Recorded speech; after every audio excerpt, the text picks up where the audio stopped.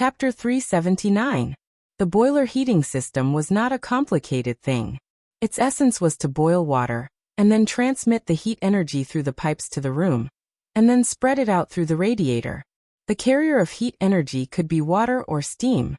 Roland chose the latter because the upper limit of steam temperature was higher, and it was more convenient to circulate. As long as the boiler kept burning, the steam pressure would automatically fill every corner of the pipe with tiny high-temperature water droplets, and there was no need for a pump. Of course, steam heating was not without its disadvantages. The pipe was always under high pressure, and if the interface was not strong enough, it was easy to leak or even explode. The high-pressure steam of 200 or 300 degrees would tear the skin and flesh, so the installation quality was higher. Anna's black wire welding could ensure the strength of the interface, and with Soroya's coating, this disadvantage was undoubtedly reduced to a minimum. At the same time, Roland also installed an automatic pressure-reducing valve on the boiler.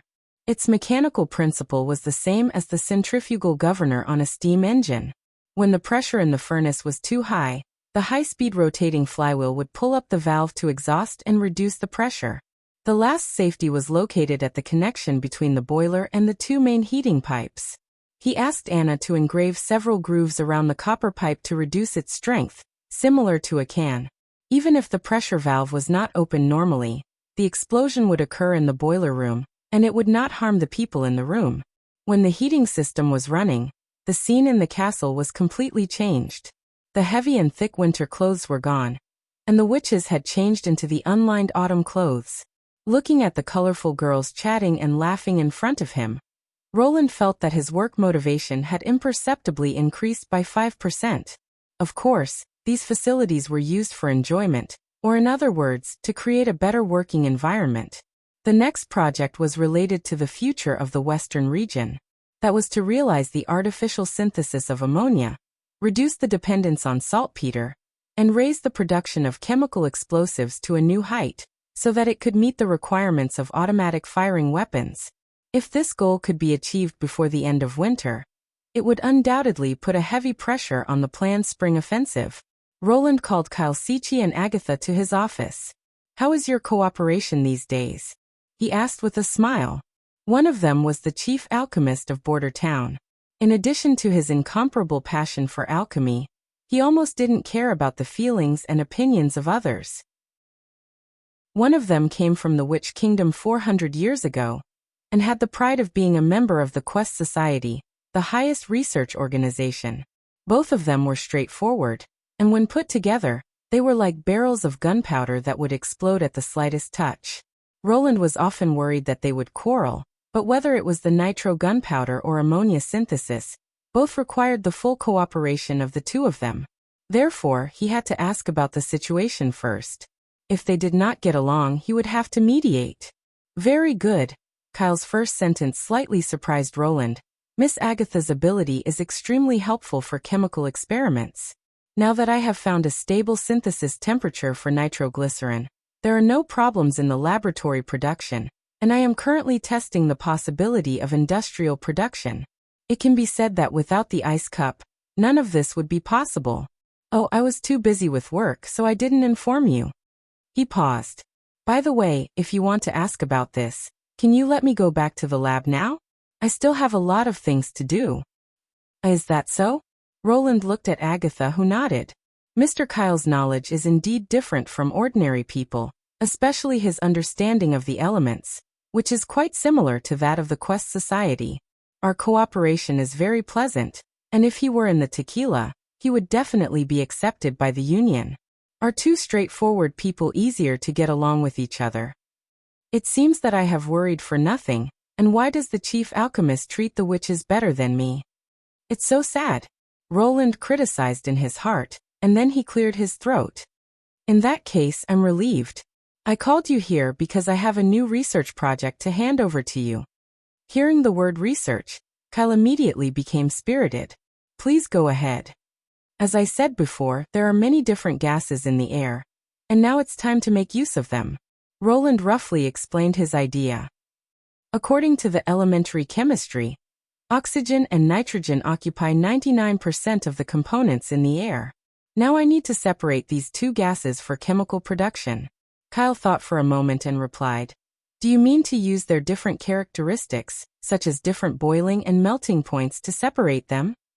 "Yes." Roland nodded approvingly. "Condense the air and then heat it up. The boiling point of nitrogen is lower than that of oxygen, so it will first be distilled from the liquid.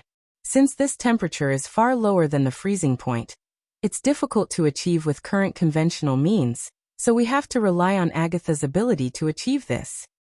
"Turning air into liquid," Kyle said while stroking his beard. "It sounds very interesting.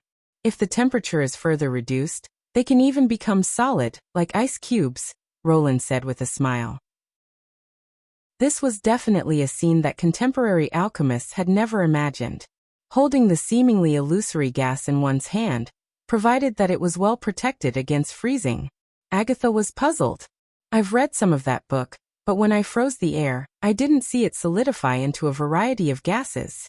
Because they don't form a stratification phenomenon when mixed together, so it's difficult to distinguish them with the naked eye," Roland explained. "The first to be eliminated is carbon dioxide. Its freezing point is relatively high, but the amount of carbon dioxide in the air is extremely low, so you won't even notice it condensing into fine particles. Next is oxygen and nitrogen, which can perfectly blend with each other and show a light blue color. If not separated, it looks like a pure substance. In fact, liquid nitrogen should be colorless." "What should we do?" "First prepare the fractionation vessel," the prince said with a smile. This is a big project. There was no doubt that it was not enough to rely on Agatha alone. Glass was easy to break under repeated changes in temperature, so the container for liquid air could only be made of steel. This was not difficult for Anna, but a fully enclosed shell would make it impossible to observe the changes in liquid air when the temperature was raised. Therefore, it was necessary to use Sylvie's eye of magic to observe the scene inside the container, and then let Agatha record the specific amount of magic consumed when the liquid nitrogen was boiling, in order to obtain stable production temperature parameters. This preparation lasted for 3 days. When the vessel was completed, Roland personally went to the chemistry laboratory to guide the town's first oxygen and nitrogen separation experiment. Chapter 380. Genius 1 second. Remember, if you want to go? Schua.net provides you with wonderful novels to read. This experiment was not only of great practical significance, but it was also an excellent educational opportunity. Therefore, in addition to the participants Agatha, Sylvie, Chavez, and Kyle, Roland had also called over the other members of the Witch Union, Carter, Ironaxe, and Barov. In order to accommodate these 20 or so people, they had chosen the largest laboratory, the 5th laboratory. Out of consideration for the first time, the fractionation vessel wasn't too big. It was about the height of a person and 1 meter in diameter, similar to a tower. The inside of the container was divided into 3 layers. The bottom layer was used for air intake, and the top 2 layers were used for exhaust. Before the separation began, Roland gave everyone a simple chemistry lesson. He told them what might happen and asked them a few questions to find the answers for themselves.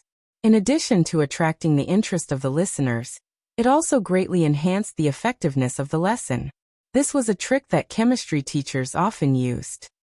In theory, when Agatha lowers the temperature inside the container, the air will gradually condense into a liquid and drip through the perforated partition to the bottom layer. So when you see fluid accumulating at the bottom, tell us. Since he couldn't see it directly, he had to rely on Sylvie to observe through the container and describe the changes, so Roland explained this part in great detail. Sylvie nodded skeptically. Can you really see the liquid appear? Could it be the water vapor in the jar? Don't worry, liquid air is light blue, completely different from water vapor, Roland said, waving his hand. And at that temperature, water vapor has already solidified into ice crystals. He then gestured to Agatha. Let's begin. Wait, don't we need to plug up the hole at the bottom of the container? She asked. We'll block it later. Otherwise, there's too little air in the tank, and we won't be able to see any obvious changes. Since it was just an experiment, Roland chose the simplest way to inhale air. When the temperature in the tank dropped rapidly, the pressure would also drop, and the air from the outside would constantly flow into the tank. During normal production, the loss outweighed the gain, because the air conditioner would constantly leak out and waste energy. However, Agatha used magic power, and the cooling efficiency was far better than any refrigerator, so Roland did not bother to prepare an air pump to inflate it. Agatha took a deep breath and pressed her hands on the fractionation column. In a few seconds, a whistling sound came from the air inlet, which was the sound of the air rushing in. Layers of white frost appeared around the mouth of the tube at a speed visible to the naked eye, and continued to expand. The moisture in the air quickly condensed under the overflowing low temperature, and adhered to the outer wall of the container. Anna turned the black flame into threads and cleaned up the ice crystals that were constantly thickening. After a while, Sylvie said in surprise, "I see some liquid on the partition, but most of it is white frost." The white frost could be water vapor, or it could be crystallized carbon dioxide, Roland explained. Considering that the carbon dioxide content in the air is very low, most of it should be water vapor. During production, before the air was pumped into the fractionation column, it had to be dried first.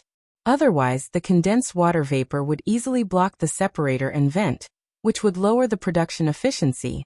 About 15 minutes later, Sylvie reported that the bottom of the tank was filled with blue liquid. Roland then asked Soroya to block the air inlet and seal it with a coating. Next was the key heating. Due to the different boiling points of nitrogen and oxygen, the nitrogen would reach the boiling point first, turn into gas, and escape upward to achieve separation. Roland didn't remember the specific value of this temperature, nor did he have any way to measure it. He could only rely on Agatha. The specific behavior was that when gas was discharged from the vent at the top of the fractionation column, the remaining liquid at the bottom would become bluer and bluer, which meant that the purity of liquid oxygen was constantly increasing. Fortunately, Agatha was familiar with the control of magic power. She accurately adjusted the cooling range and slowly raised the temperature. After a while, Sylvie also noticed that the liquid surface was boiling. The coated pipe that was connected to the water began to bubble, and Kyle quickly collected several bottles of gas, using the drainage gas collection method. "Is this nitrogen?" Lily curled her lips. "I can't see anything at all." "This is my first premise," Roland asked. "How do you prove that it is different from air?" "Ignite," Tilly answered first. "According to elementary chemistry, combustion requires oxygen. If it is another gas, it should be able to instantly extinguish the burning wood." "We'll know after cooling it down to liquid again." Agatha thought for a moment and said, "Didn't you say that liquefied nitrogen is colorless? Or we can guide the remaining liquid out of the container to prove that the latter is pure oxygen, which can also prove the diversity of air components," Anna said. The scene had completely become a stage for the performance of the top students. One test method after another was proposed, and then discussed with each other. There were only a few voices left in the laboratory. Roland looked around and found that Nightingale, Andrea, Maggie, and the other witches, as well as the City Hall director and Chief Night Carter, were all at a loss. Iron Axe, the commander of the First Army, always maintained the same expression. Probably no matter what Roland said, he would always nod in agreement. Well, Roland sighed in his heart. It seemed that this chemistry class was slightly beyond the syllabus. If there were still people who could feel His Highness' joy, perhaps only Kylsichi and Chavez were left. "Your Highness, this is really magical," the young alchemist exclaimed. "You have proved the correctness of elementary chemistry.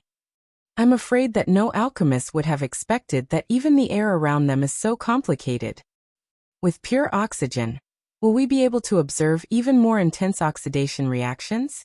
I have a lot of experiments that I want to do," Kyle said excitedly. Roland nodded, but suddenly another idea popped up in his mind.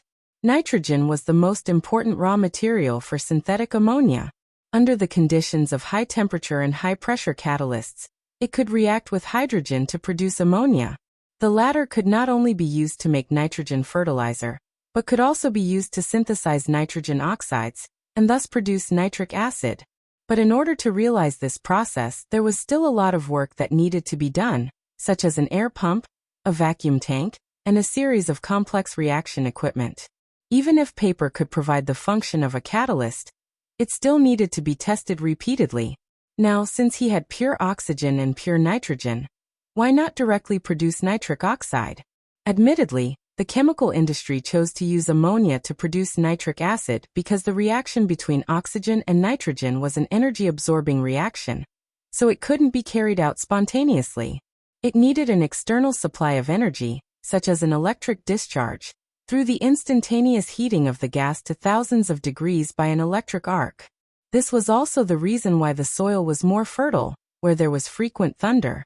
Because of this method required a lot of equipment and consumed a lot of energy, so it wasn't suitable for formal production. But if there was an urgent need to increase production capacity, this production method was the most efficient. It didn't even need a catalyst, and only needed to continuously discharge, or use other means to reach the high temperature produced by the electric arc naturally. Roland thought of Blackfire. Blackfire's heating efficiency wasn't any worse than the electric arc, and its burden on Anna was also extremely low. As long as the nitrogen and oxygen were purified and poured into a closed reactor according to the ratio, nitric oxide could be continuously produced. He decided to try this method. Chapter 381. A Genius in a Second. Remember love? The internet provides you with wonderful novels to read. Reload faster. Don't shake your fingers. Insert the bullets into the loader one by one. Your teammates in the front need you to load the bullets. If you're too slow, the enemy will rush over and kill you. Don't stare at other places. Just look at your fingers. As long as your teammates are still shooting, don't stop. In the camp of the First Army, Lord Brian was loudly urging the recruits to practice loading. Nail was also one of them.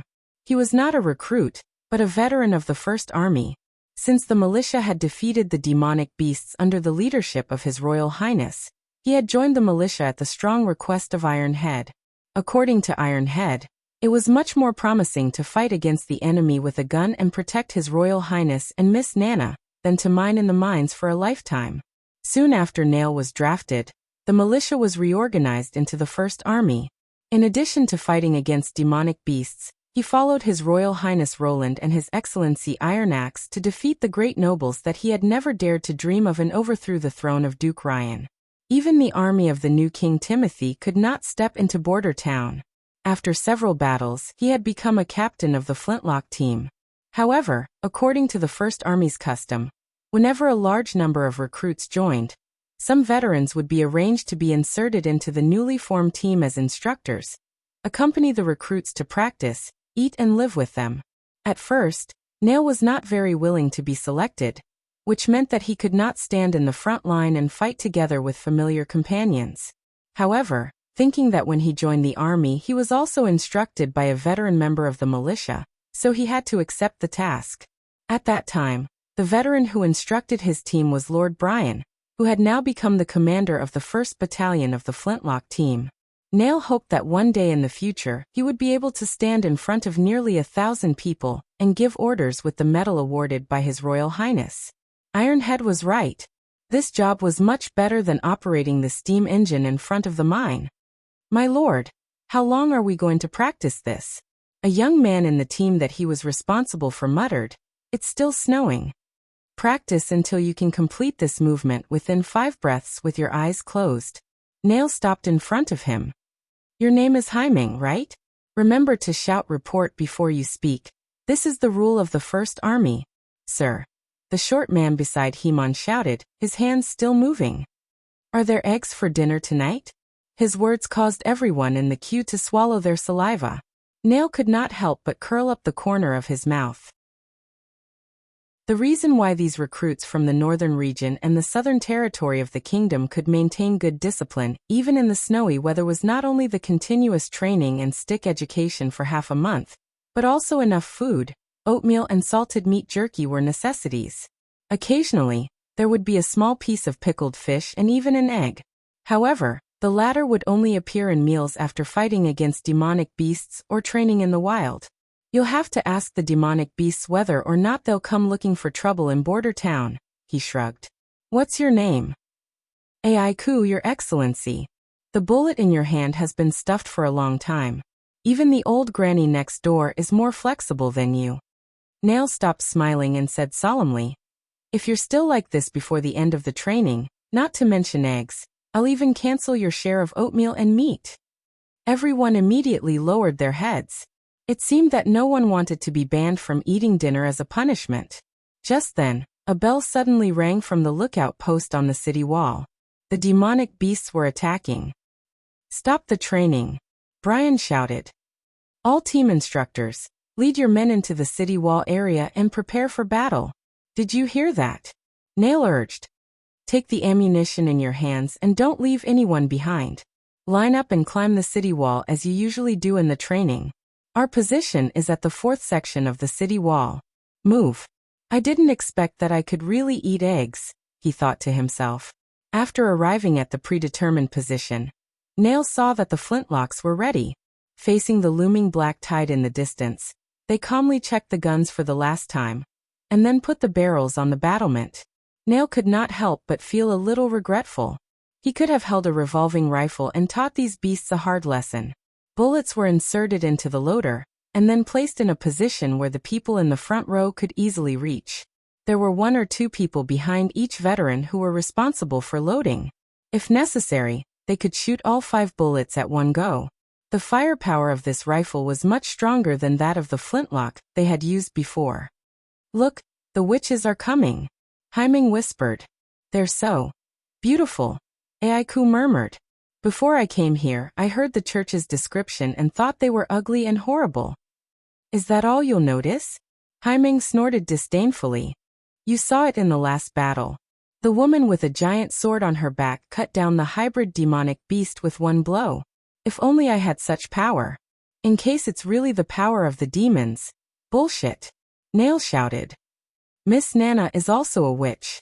Is she a demon?" Then he lowered his voice and said, "If you dare to say this in front of the veterans of the First Army, I promise you'll be black and blue the next day. She's the town's angel and the power of God. Do you understand? Now put all your attention on reloading. This is not a practice." After teaching these talkative guys a lesson, Nail took some time to glance at the front. This time, the demonic beasts were not much different from the usual ones. It seemed that it would not take long to clean up the battlefield. Wait, what was that? There seemed to be a huge figure among the black tide. At first, he thought it was a siege beast with a tortoise shell, but the figure seemed to be bigger and moved much faster. When the figure got closer, Nail could not help but widen his eyes. It was a huge demonic beast that he had never seen before. Its huge fangs, which were almost thicker than a human's body, were in front of its face like a sickle. Its limbs, which were comparable to stone pillars, splashed layers of snow mist as it ran. Almost every step it took made the earth tremble slightly. The more than 4-meter-high city wall was not even as high as its jaw. If it directly bumped into the mud wall, it was afraid that the mud wall would immediately be torn apart. Artillery. There was no doubt that the effect of flintlocks on this huge monster was extremely limited. Only the big guns of the artillery team could stop it. And the most powerful of them was undoubtedly the new long-barreled cannons on the 6th section of the city wall. "My God, look over there." Behind him came the screams of the recruits. "What's that monster? God bless us. Is it a demon from hell?" "Shut up and continue to do what you should do." Nail swallowed his saliva and looked at the position of the new cannon. The barrel, which reflected the silver light, was already moving. The flat muzzle slowly turned and aimed at the direction where the giant beast came from.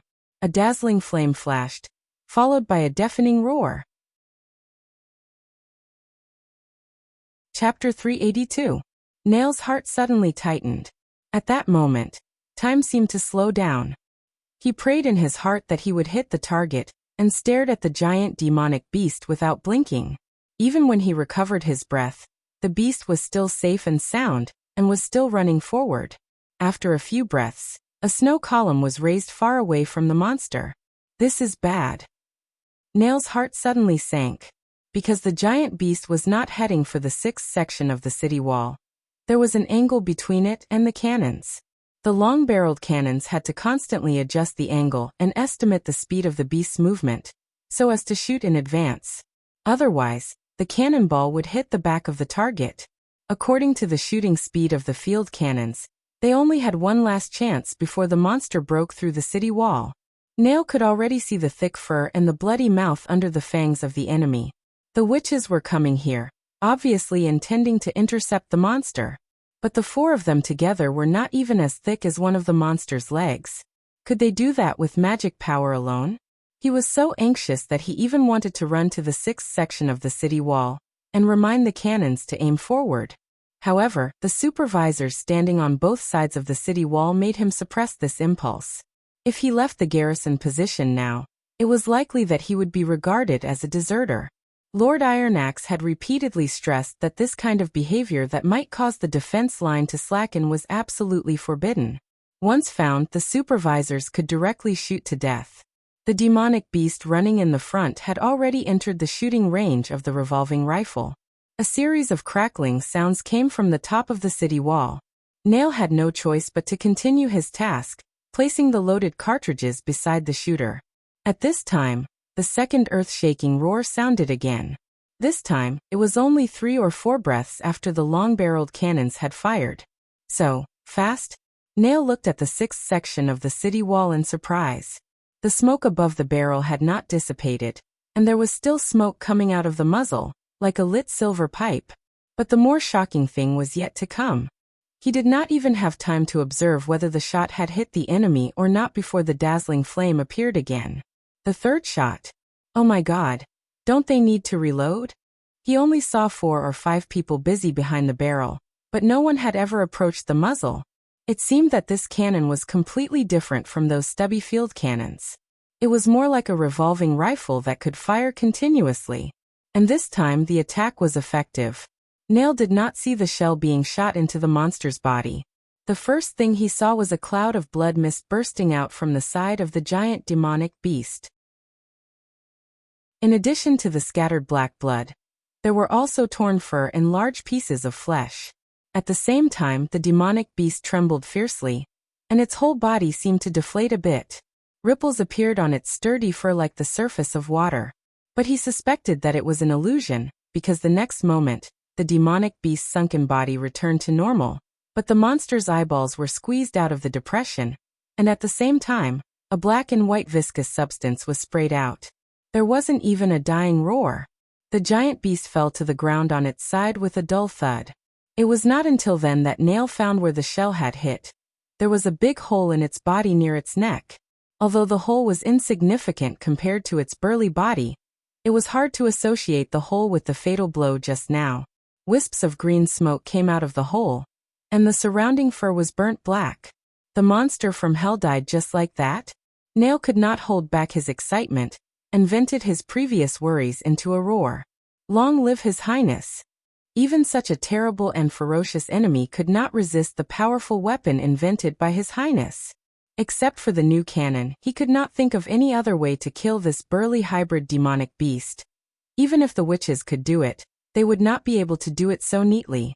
Further thinking, in a sense, His Highness had given them the supreme power that was comparable to the witches. This cry was responded by more people.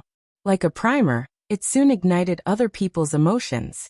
At first, it was the new recruits who followed the cry, and then the veterans could not help but clench their fists. Then loud cheers broke out on the top of the city wall. Long live His Highness! Roland didn't get the news until the battle was over. He put on a wool coat and rushed to the western section of the city wall. The giant body of the demonic beast was still lying quietly in the snow, and the black blood melted the surrounding snow into black water. It seemed that no matter how terrible the appearance of these monsters was, they were just carbon-based creatures. In front of gunpowder and steel, they were no different from thin paper. After the solid pointed bullet hit the target's body, it lost its balance and rolled, transmitting the kinetic energy to the whole body of the target, and finally pierced through the body. As seen at the scene, the other side of the body of the target was completely opened, its internal organs and broken bones scattered on the ground, and even its head, the hardest part, was shattered by the energy shock and collapsed. However, he was also a little worried. The strength of the bones of living creatures was limited. This thing was obviously several times larger than an elephant. How did it support its body without being crushed by its own weight? That was why the bodies of land animals were much smaller than those of sea creatures. Gravity was an insurmountable threshold. Could all of this be related to magic as well? He remembered that Nightingale had mentioned that she could see magic power flowing in the bodies of some hybrid demonic beasts. How? How could it be? Agatha, who followed him here, widened her eyes. Isn't this the fearful beast of hell? What is that?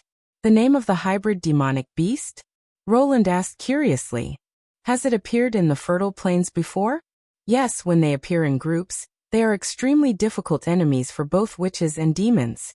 Many towns have been trampled to the ground by the fearful beasts of hell. Agatha's voice sounded a little hoarse.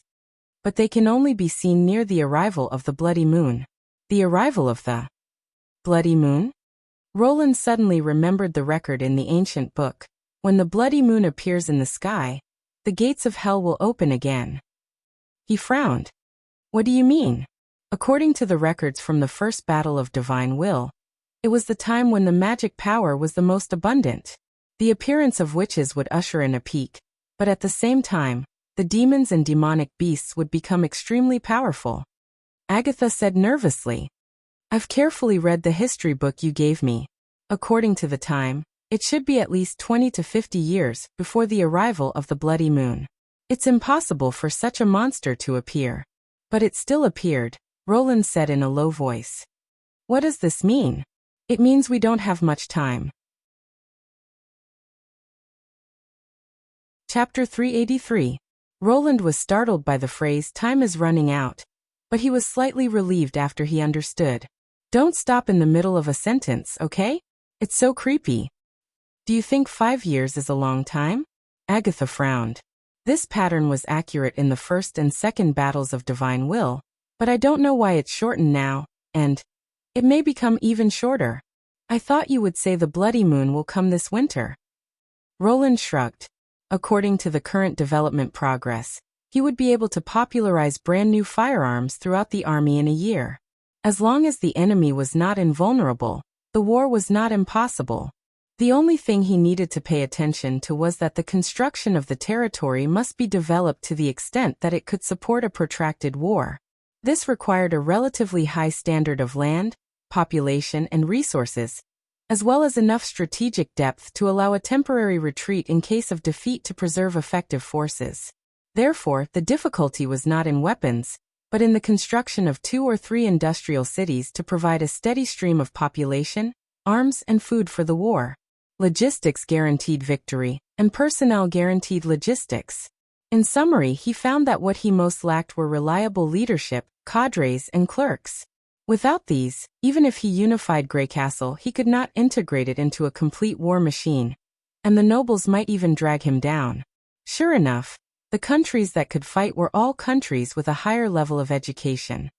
What's the name of this weapon? Agatha suddenly changed the topic. I remember you called it a 152 mm stronghold. Standard stronghold artillery, Roland added. There will be a naval artillery version in the future. If you can fill the entire city wall with such weapons before the bloody moon appears, we may be able to resist the attack of the demons. According to Kyle Sichi, what I did in the chemistry laboratory is also part of the artillery, right? Agatha seemed to have made up her mind. I'll do my best to produce liquid nitrogen and liquid oxygen for you, as long as you can. Don't worry, he comforted her. We'll defeat the demons. Is that all you have to do today? Evelyn dipped her finger into the wine in the jar, and dipped it into her tongue. The spiciness seemed to have intensified. According to His Royal Highness's requirements, the purer the wine, the better. The best wine could not even contain any water, and every drop would be pure and mellow. Although she felt that the wine she brewed was getting closer and closer to His Royal Highness's requirements, it was getting further and further away from the word delicious. Yes, thank you for your hard work. The manager of the winery put a number on the jar and nodded to her.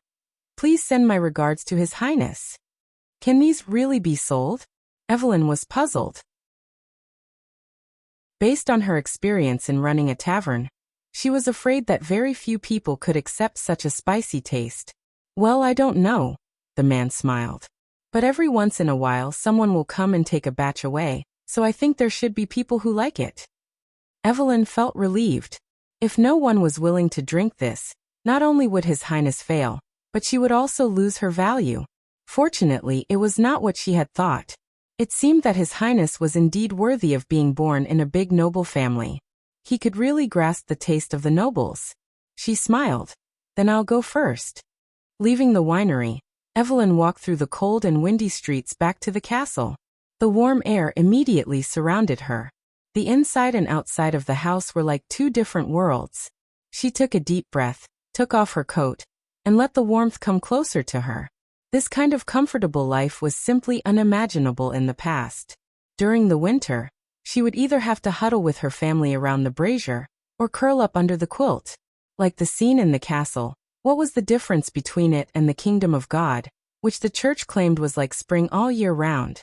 Moreover, His Highness also said that he wanted to popularize the heating system in ordinary residential areas, so that the people could stay away from the cold of the months of demons. She did not know how many believers of the church had arrived in the kingdom of God, but here, the witches, who were known as the devil's minions, and ordinary civilians were the first to experience this. If the group of believers knew about this, they would probably gnash their teeth in envy. His Royal Highness was really an omnipotent person. Passing through the hall, Andrea, Ashes, and Shavy were playing poker. 1 against 8. I can't afford it. 1 against 2. I won, Andrea said with a proud smile. Ashes still has 6 cards, the most left. Quickly hand over the ice cream promissory note. Then she turned her head and waved at Evelyn. Hey, do you want to play together? Evelyn could not help but be curious. What's an ice cream promissory note? It's a bet, Andrea waved her hand. The one who loses the most promissory notes has to hand over the next ice cream bread to the winner. How about it? Let's have a try. Evelyn was quite hesitant. This was a rare opportunity to talk with a combat witch. On Sleeping Island, whether it was Andrea or Ashes, they were second only to Lady Tilly. Usually, they would rarely see each other, let alone take the initiative to invite her to participate in their activities. Moreover, Fight the Landlord was really interesting. The rules were simple, but it was full of changes, and it also required the cooperation of teammates, so it could easily be played for a whole day. But, the final exam is coming soon. Don't you want to review it? Are you referring to the basic homework assessment that night? Andrea pouted. They're all very simple questions. I don't even need to read a book to answer them. The other two nodded. That's right. Andrea was a nobleman, so she was more knowledgeable than the others, while Ashes and Shavy could also read and write, so it seemed that she was the most backward one. I better not play, she hesitated for a moment. You continue, I'll go back to my room to read. Leaving the 3 slightly surprised people behind, Evelyn quickly ran back to the witch house, opened the wooden door of her residence, and found Candle sitting at the table in the living room, practicing arithmetic problems behind the textbook. You're back? Yes, seeing Candle immersed in her practice, she suddenly felt a lot more at ease. How's the review? Not bad, the nature and arithmetic parts are a little difficult to understand, Candle said with a smile. How about you? Me too, Evelyn nodded. We'll collect the parts we don't understand, and ask Miss Anna tonight. Okay. According to Scroll, these books were written by His Highness Roland himself, and are also a part of his knowledge. If I can master these, I can also have a part of him that is omnipotent, right? Evelyn thought, compared to the ability that was determined by birth, at least in this aspect, I can rely on hard work to make progress. Even if the nobles no longer like to drink spicy liquor, I can still serve as a teacher in the territory, and not be useless. For this reason, she opened the textbook almost as soon as she had time, gnawing on those esoteric vocabulary and calculations. Anna, Scroll, and Vendy's rooms were all places she often went to. Her last exam results were at the bottom. This time she firmly believed that it wouldn't be the same. So first set a small goal, to surpass Maggie. She said to herself. Chapter 384. The day of the final exam arrived quickly. The witches sat in the hall, waiting for Teacher Scroll to hand out the exam papers. Andrea elegantly trimmed her nails with a knife, her mind already drifting to dinner. According to His Highness Roland, the first semester would come to an end after the exam today. To celebrate, everyone would get a piece of ice cream bread. This meant that she would get to eat more than one piece of bread. These days, whenever she had time, she would play landlord with Ashes and Shavy. This kind of game required a certain level of strategy and skill, and was somewhat similar to the popular game of beasts chess used by the upper nobles. Both of them paid particular attention to playing to their strengths and avoiding their weaknesses. In this aspect, she believed that she was not inferior to Lady Tilly, let alone Ashes, and the facts proved this point. Currently, she had 6 IOUs for ice cream bread, 4 of which were from Ashes and 2 of which were from Shavy. In other words, as long as His Highness added this delicacy to the dessert, the 2 would have to give it to him. Today was obviously a good day, and when dinner came, she would be able to enjoy 3 pieces of ice cream bread, which would be enough to fill her stomach. As for the exam, Idalia was naturally prepared. Ever since she found out about this, she asked Sylvie about the situation of the last test, and even did the test herself. She found that the exam was very simple, probably similar to the Noble's Knowledge Initiation, which mainly focused on literacy and word recognition. Some of the so-called arithmetic knowledge was the simplest calculation of profit and loss, which was not as good as the accountant, let alone the financial and trade calculations of the family. In this aspect, she was recognized as a genius in the family, and she could already check the account books at the age of 15. Doing everything to the best of her ability was the demeanor of a noble. The exam papers were quickly distributed. There were 3 questionnaires in total. Andrea quickly glanced at them and raised her head. The 3 papers were written on the kingdom's language test, basic arithmetic, and elementary nature. Very good. Exactly the same as last time. She could not help but smile, spread open the kingdom's language test paper, and picked up the quill pen to write. In only a quarter of an hour, she finished answering the questions on the paper. Although the range of vocabulary was wider than last time, and there were a few more strange tests, such as reading comprehension and close test, these were not difficult for her. All he had to do was to answer the questions and complete the sentences after he understood the content. He was just deliberately mystifying things. Next was basic arithmetic. At the beginning, it was still a simple calculation of profit and loss, but gradually, Andrea slowed down. What did that mean? 2 intersecting lines and a few points on top of them. Describe it with equations? Her heart suddenly tightened, and the feeling of reading natural science theoretical basis came to her again. Why did she know every word? But she didn't know what they meant when they were connected. The next few questions were the same. Andrea felt beads of sweat on her forehead. She took a deep breath, held her breath, and quietly turned her head to look at Nightingale in the back row.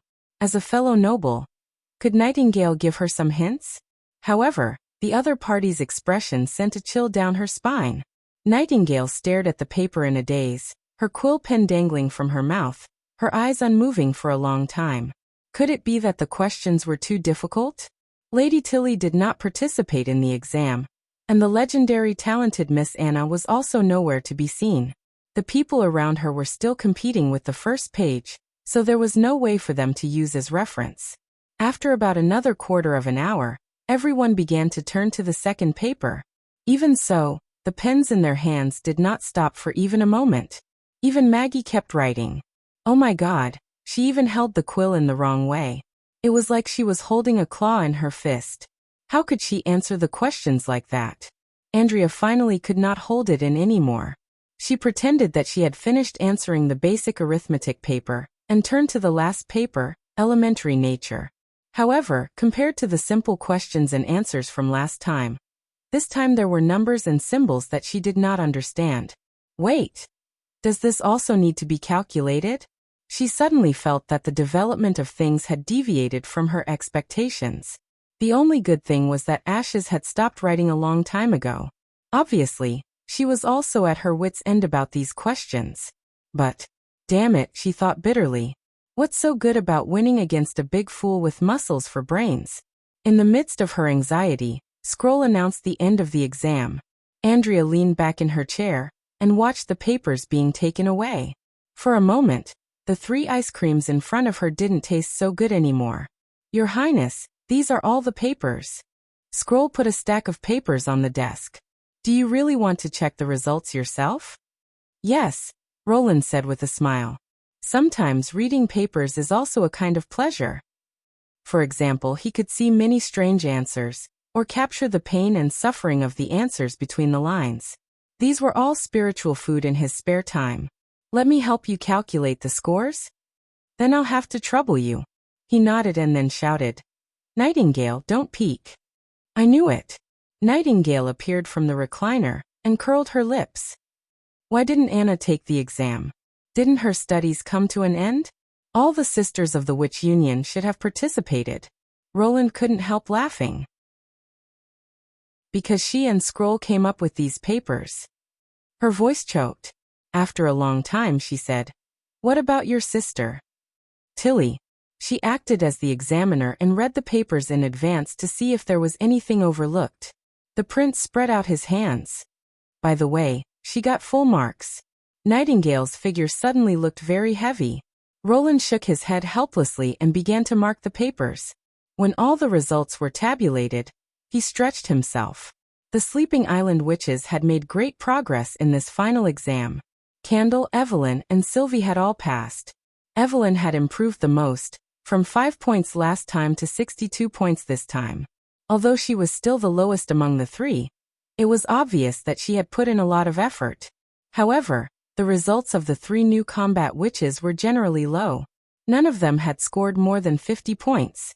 It was probably because of the short teaching time and the fact that the proportion of points for the national language had decreased, so it was understandable that their results were not ideal. However, Nightingale was very bad. She had been learning with the others, but the total score of the 3 exams was lower than the last time, which made Roland not know whether to laugh or cry. It seemed that learning was really a kind of talent, and sometimes it couldn't be forced. The only thing that surprised him was Maggie. She didn't get most of the math and natural calculations right, and the formulas she used didn't match. However, she got 90% of the multiple-choice questions and true/false questions right. In the end, she still managed to get 63 points, which was quite incredible. How did she manage to do that? Roland was puzzled for a while. Chapter 385. Hermes Cathedral, Tower of Babel. Maine, who had become the new Supreme Pontiff, was quietly listening to the reports of the 3 bishops in a secret room. In addition to the old Archbishop Taifun, the 2 newly promoted Archbishops Soli Dal and Heir were respectively from the army of judges and the arbitral tribunal. The former was a brave and skillful presiding judge who had accumulated an extremely high reputation during his 25 years of service in the army. The latter was Heather's adjutant, and it could be said that he had taken over the position of his predecessor. This year, during the months of demons, the orphans in the Kingdom of Endless Winter have been accepted very smoothly. The nobles in all the big cities have completely turned to the church. Currently, the number of orphans sent to the Old Holy City has exceeded the target by 3 times. Taifun sighed. This is also the only good news recently. The nobles were always like this. Once they saw the situation was not right, it was easier for them to change sides than to drink water. May nodded. This is only the first year, and there will be more and more in the future. If we can occupy the whole continent, the number of people accepted every year can easily fill a new city. I hope so. He sighed. Since the beginning of the heavy snow, how many large-scale attacks have we encountered from the demonic beasts? 6 times, Soli replied. 6 times. More than 100 judgment warriors have fallen on the defensive line. Taifun's tone was somewhat heavy. 10 people from the God's Punishment Army have also died. In the coming year, the demonic beasts' attacks will only be more fierce.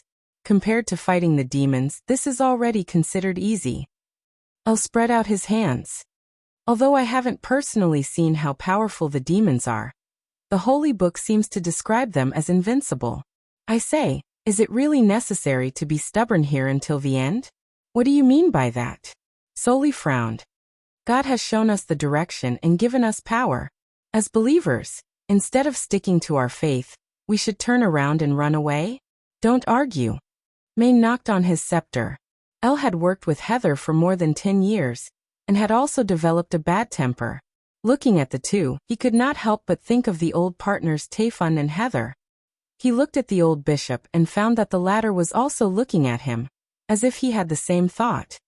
Our ultimate goal is to continue the human race, and to achieve this goal, there is no other way but to defeat the enemy. Yes, Your Holiness. The two bowed their heads respectfully. However, he was not sure if he could defeat the demons by staying in Hermes. Thinking of O'Brien's request, Maine felt a heavy weight on his shoulders. The fearful beast of hell had already appeared, and the demons would arrive in 5 years. He would be able to witness the battle of divine will in his lifetime, and he would not be able to entrust the task to his successor like O'Brien had done. Every time he thought about this, he would be unable to eat or sleep in peace. In fact, he had also thought of leaving a way out for himself. After swallowing Garcia's black sail fleet, he didn't order the burning of the ships or publicly hang all the rebels. Instead, he imprisoned all of them. Apart from a few leaders and a large number of scapegoats from the slums who were pushed to the execution ground, most of the sailors were now in the kingdom of Everwinter's harbor, under the custody of their most reliable subordinates. If the line of defense was completely lost, the fjords would be their last refuge. Even if retreating to the Channel Islands meant struggling at death's door with no possibility of a comeback, at least they could live the rest of their lives. After all, human beings had tried their best twice, but they still failed to defeat the demons, right? Maine did not pay much attention to the subsequent discussion on how the church should develop and stabilize the rule of the kingdom of Wolfheart. After the three finished their discussion, he replied absent-mindedly, "Let's do as you said. Today's meeting is over." "Yes, Your Holiness." The 3 bishops stood up and saluted. Maine left the secret room and walked to the pivotal secret area accompanied by the guards. According to the plan, a new batch of Judgment Army soldiers would be transformed into God's Punishment Army today, which was his main concern. Whether it was defending or retreating, these powerful warriors would be the greatest guarantee that his orders would be carried out. But before that, he had to deal with an additional problem. Stepping on the stone stairs, Maine entered the pivotal secret area and turned into the prison corridor located in the middle of the area. The last time he came here was to secretly execute King Wimbledon III of Grey Castle. The corridor was still extremely cold. The burning turpentine torches on both sides emitted a dim yellow light. The end of the corridor was pitch black, as if it was the entrance to a bottomless abyss. Many people who were put in prison could not leave this place until they died. Maine walked to the front of cell 85 and signaled the guard to open the door. The heavy wooden door made a harsh friction sound, which startled a burst of wailing and crying in this deathly silent place. But as the cell door was closed again, all the wailing sounds were isolated outside. Through the iron bars he saw Zero's figure, the pure witch had her back to the entrance. Her upper body was naked, and her hands were handcuffed to the iron bars above her head. She had to tiptoe to touch the ground. There were dozens of bright red whip marks on her fair back, and the blood flowing down had already coagulated. How did the reprimand whip of the arbitral tribunal taste? Maine asked. "I hope it can make you understand the meaning of obedience." Zero moaned in a low voice as if she had just woken up from a dream. She slightly tilted her head and said, "It turns out that His Holiness the Supreme Pontiff has come. When you say obedience, do you mean obedience to you or to maintain a respectful attitude towards other bishops?" Her slightly frivolous tone made Maine frown. But when he thought that he was now His Holiness the Supreme Pontiff, which was very different from his previous position as a bishop, he suppressed the displeasure in his heart. After this lesson, she should also understand that he now had the right to take her life. "It's obedience to my orders. When I ask you to assist other bishops to complete a task, you also have to obey their instructions." "Is that so?" she said noncommittally. "Since it's your request, I'll naturally do it." "Untie her handcuffs," Maine ordered the guard. After a long period of handcuffs, her hands were almost pulled out of their sockets and hung limply, as if she had no strength at all. The Supreme Pontiff used his scepter to lift her clothes, and threw them on her shoulder. "Next, I have a task for you to do. Follow me." Zero let the clothes hang in front of her, and followed him out of the prison corridor unconcernedly. This year's months of demons are likely to last for 5 months, which is a difficult challenge for the Holy City, and even more so for other places affected by the months of demons. Main walked to the end of the mechanism area, passed through a long and narrow passage with iron walls, and once again arrived in front of the elevator cage. Since being crowned as the Supreme Pontiff, he had been busy with various matters of the church, and this was the first time he had set foot here as a ruler. I order you to go to the kingdom of Grey Castle with other pure witches. Take advantage of the chaos caused by the heavy snow to destroy the rebels Timothy Wimbledon and Roland Wimbledon. Do you understand? The door of the elevator cage was closed, and the sound of the capstan turning came from overhead. The cage began to slowly descend, but he did not hear any response from Zero. Damn it, it seems that the whipping hasn't taught her to be obedient. Main turned around with a sullen face, only to see Zero raise the corner of her mouth with a dangerous glint in her eyes. Then a dim light directly pounced on him. Chapter 386. When the darkness dissipated, Main found himself standing in an empty square. Everything in front of him had a familiar impression. Low houses, a monastery that was still under construction, and a brand new stone church. The mud was dry and solid, without any trace of snow. The sun above his head was faintly discernible through the clouds, and the gentle breeze that brushed his cheeks from time to time was warm and gentle. It did not feel like he was in the months of demons at all. Wait, he suddenly realized. Is this the old holy city when I first became a believer? At that time in the square, it was His Holiness O'Brien who presided over the baptism ceremony. So this is the place that left the deepest impression on you. Zero's voice suddenly came from behind him. It's really a good place. Pure witch. His temporarily disconnected memories were all connected in an instant, and he felt a sudden burst of anger. He turned around, stared at her, and said word by word, Zero, are you crazy? How dare she use her ability on me? And why didn't the God Stone of Retaliation I carried work? I know what I'm doing very well. Zero smiled. But you. I'm afraid you're still in the dark. It doesn't matter. This is the world of consciousness, and there's plenty of time. I can explain it to you slowly. Main was no stranger to the ability of the soul battlefield. In the world of the eroded, one could only fight with their consciousness. The winner would get everything, and the loser would lose everything. This was also an extremely rare summoning ability. If one did not wear a God Stone of Retaliation, it was almost impossible to avoid. But, damn it, I'm wearing a God Stone of Retaliation. He reached into his inner pocket and took out the sky blue crystal. Under the sunlight, its polygonal outline glowed with a bright blue luster, and there was nothing unusual about it. Why? Main gnashed his teeth. Do you mean the God Stone? Zero smiled. It's very simple. Its domain tremor has been smoothed out. Of course, for mortals, they can't feel the difference. The tremor has been smoothed out. The Pope could not help but widen his eyes. There was only one person in the Holy City who could remove the anti-magic effect of the God Stone of Retaliation. The pure witch Isabella. This is a blatant betrayal. This group of damned bitches. Main could feel the blue veins on his forehead bulging. His hands were trembling with rage. He had known that these tools were unreliable. He should have turned them all into the God's punishment army when he was crowned. Trying his best to restrain his anger, he said hatefully, When did this happen? How would I know how she did it? Didn't you put me in prison to teach me a lesson? Zero shrugged. I just asked her to do it, that's all. What a good word of entrustment. If you hadn't planned this for a long time, she wouldn't have done such a blasphemous act so easily. No, he suddenly realized that even the two of them would not be able to do this. After taking over the position of the Pope, he moved into the bedroom that originally belonged to His Holiness O'Brien in the church. Not only was it full of all kinds of traps, but it was also guarded by many judgment warriors.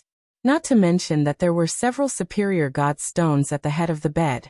He took them every day and was accompanied by guards wherever he went. How could she have had a chance to do it? Being so angry, Ming calmed down. What do you want to do? Just to retaliate against my punishment? Even if you kill me, the whole cave under the basket is under the influence of the god's stone. Where can you escape to? Once you land, the judgment warriors who have been waiting for a long time will notice, and then arrest you. Don't think that you can hide from the pivotal secret agency. When they start the interrogation by torture, you'll find that the whipping you received a few days ago is nothing more than an itch. I'm not going to escape. Zero shook her head. I want to replace you and take over the position of the Pope. Maine was stunned. He had imagined all kinds of situations, but he did not expect to hear such an answer.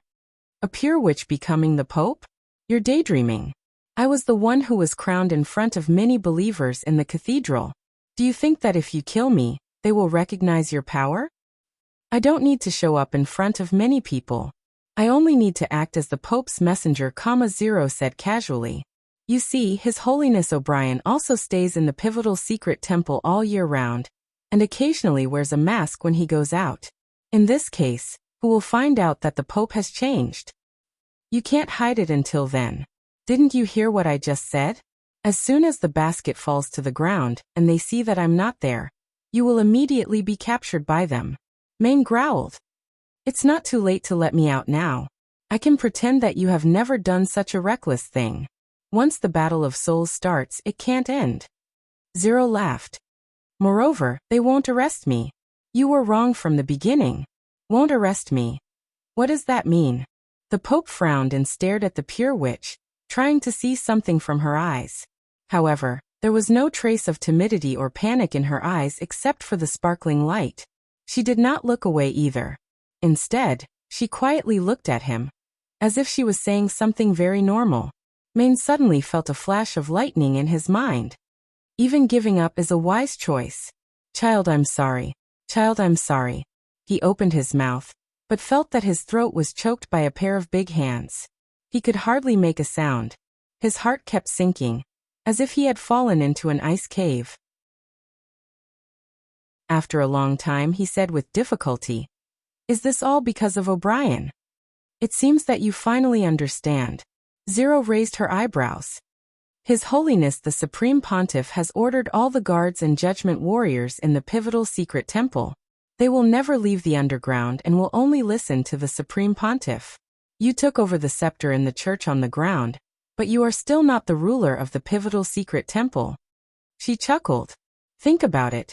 We are right above the top of the cave, and the core organization of the church is under our feet. This is also the only place where we can avoid all the guards on the ground and not be affected by the God's stone of retaliation. Don't you think it's an excellent stage? The pure witch stopped smiling, and the light in her eyes bloomed like flames. This is also the battlefield that His Holiness has arranged for us. When the battle of souls is over, the one who survives will become the true ruler of the church. That's what's going on. Maine felt his throat go dry. Damn old woman. Just because I stole the power that originally belonged to the witches, you want to atone for your sins in this way? How ridiculous.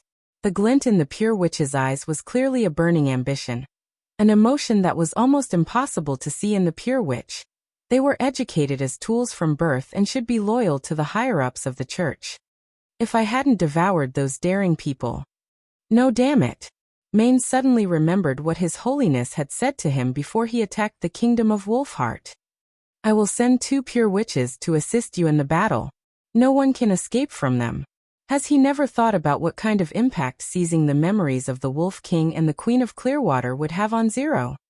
Recalling O'Brien's final expression of relief, he finally realized the meaning behind the other party's last words.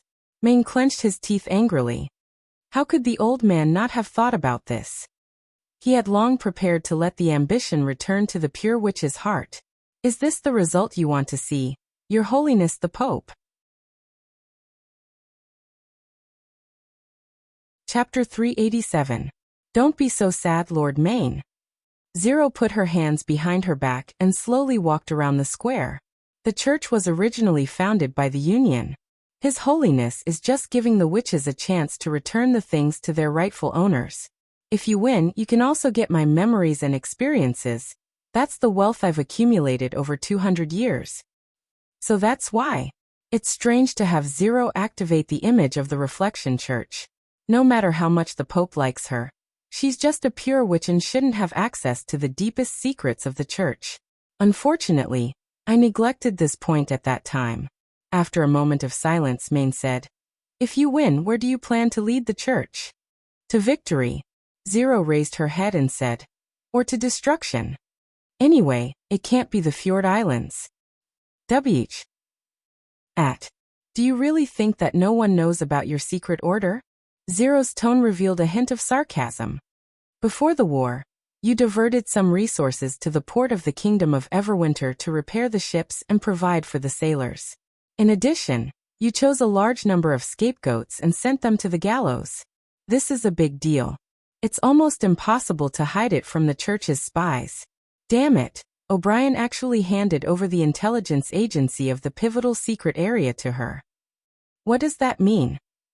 As the Pope, of course, I have to think further. If there's no other way, I can ensure the continued existence of the Church. I'm afraid that even you don't believe your own words, right?" Zero sneered. "You've just received the scepter in front of so many believers, and you've already started to think about your own escape route. The Battle of Divine Will hasn't started yet, but you've already lost the belief to win. A mortal like you wants to get the smile of God?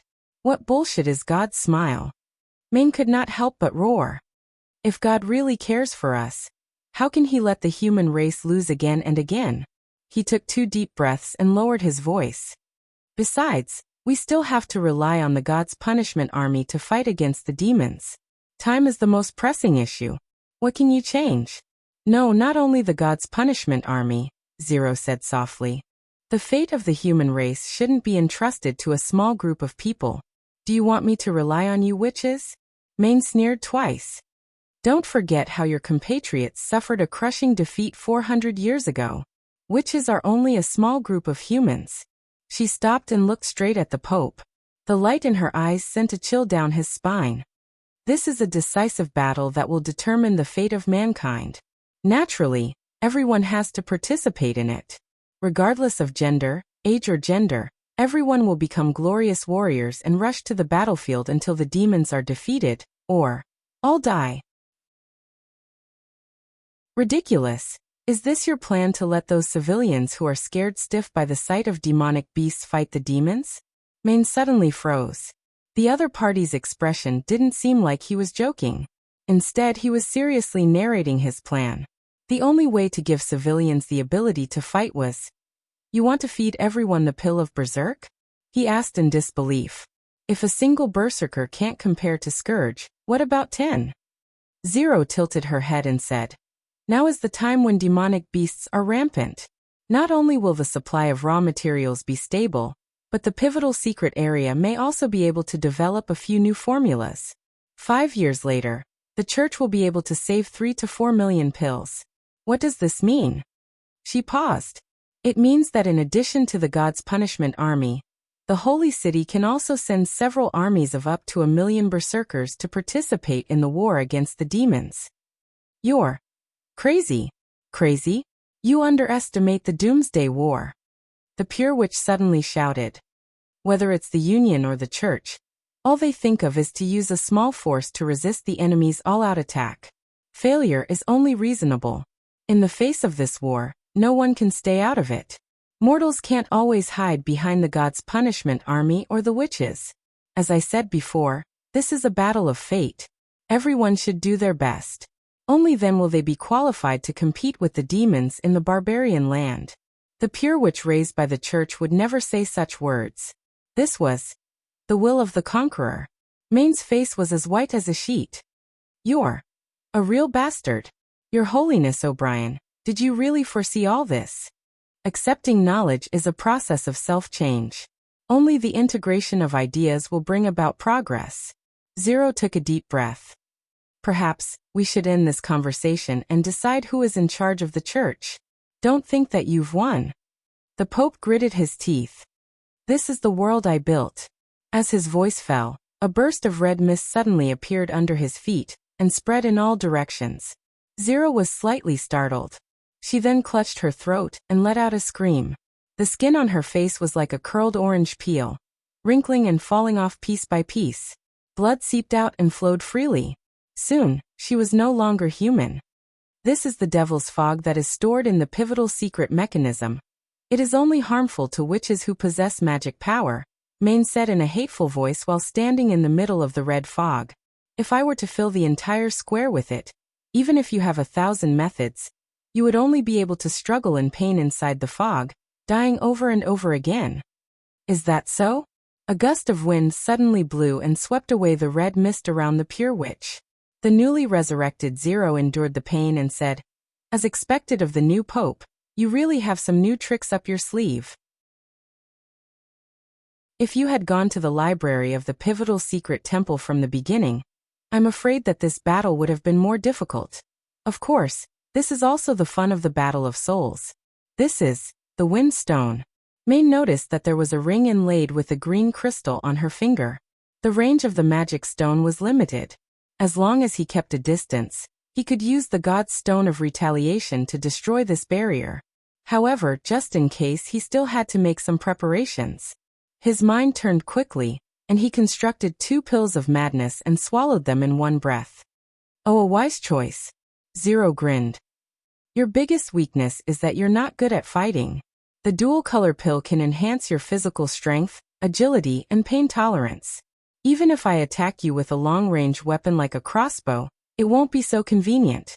Maine did not pay attention to her. He moved to a position where the magic stone could not affect and concentrated on creating the god's stone of retaliation. At this time, the madness drug had already taken effect.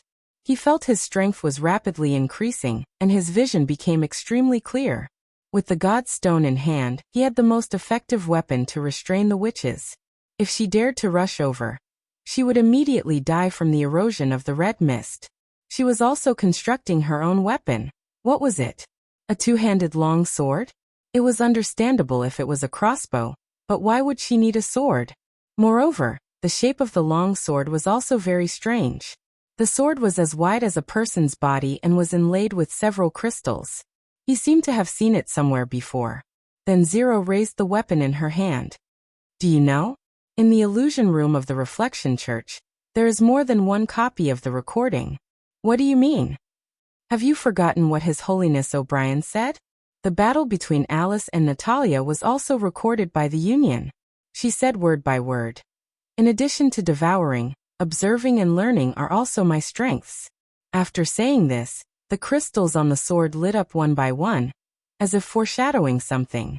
Then a dazzling golden light emerged from the blade, and instantly tore the red mist apart, shooting straight into the sky. As if responding to this power, the sky also fell with a dazzling light. What is this ability? Maine's eyes widened. What answered him was a golden light that engulfed everything. In an instant, the whole world fell apart in this golden light. The cage slowly fell on the ground of the god's stone cave. Zero threw the clothes on her shoulder to the ground and walked out of the cage. The whip marks on her back had all disappeared, as if they had never existed. The judgment warriors standing by her side bowed their heads respectfully and handed her the golden robe that they had prepared earlier. It was the clothing that symbolized the highest power of the church. With the help of the crowd, Zero put on a loose robe and walked towards the pivotal secret temple, without looking back. Chapter 388. After a week of hard work, Roland built a new chemical factory next to the Redwater River. Taking into account the toxicity of nitrogen oxides, the factory looked like a convenience market at first glance. The walls and wooden ceiling were not enclosed, leaving a one-story gap in the middle. The ventilation was excellent, and of course the temperature was no different from outside. The new oxygen and nitrogen synthesis equipment was already in operation. The instantaneous high temperature produced by the Blackfire was no different from an electric arc, and its efficiency was even higher than that of an electric arc. After the 2-meter-tall reactor was filled with raw materials according to the ratio, it only took Anna a quarter of an hour to convert it into nitrogen dioxide, which was then converted into nitric acid in water. The nitrogen and hydrogen synthesis equipment was also in full swing. Since the liquid nitrogen produced by cooling was far greater than the liquid oxygen, the excess nitrogen could be used to produce ammonia. Naturally, Roland would not abandon the conventional industrial production of nitric acid.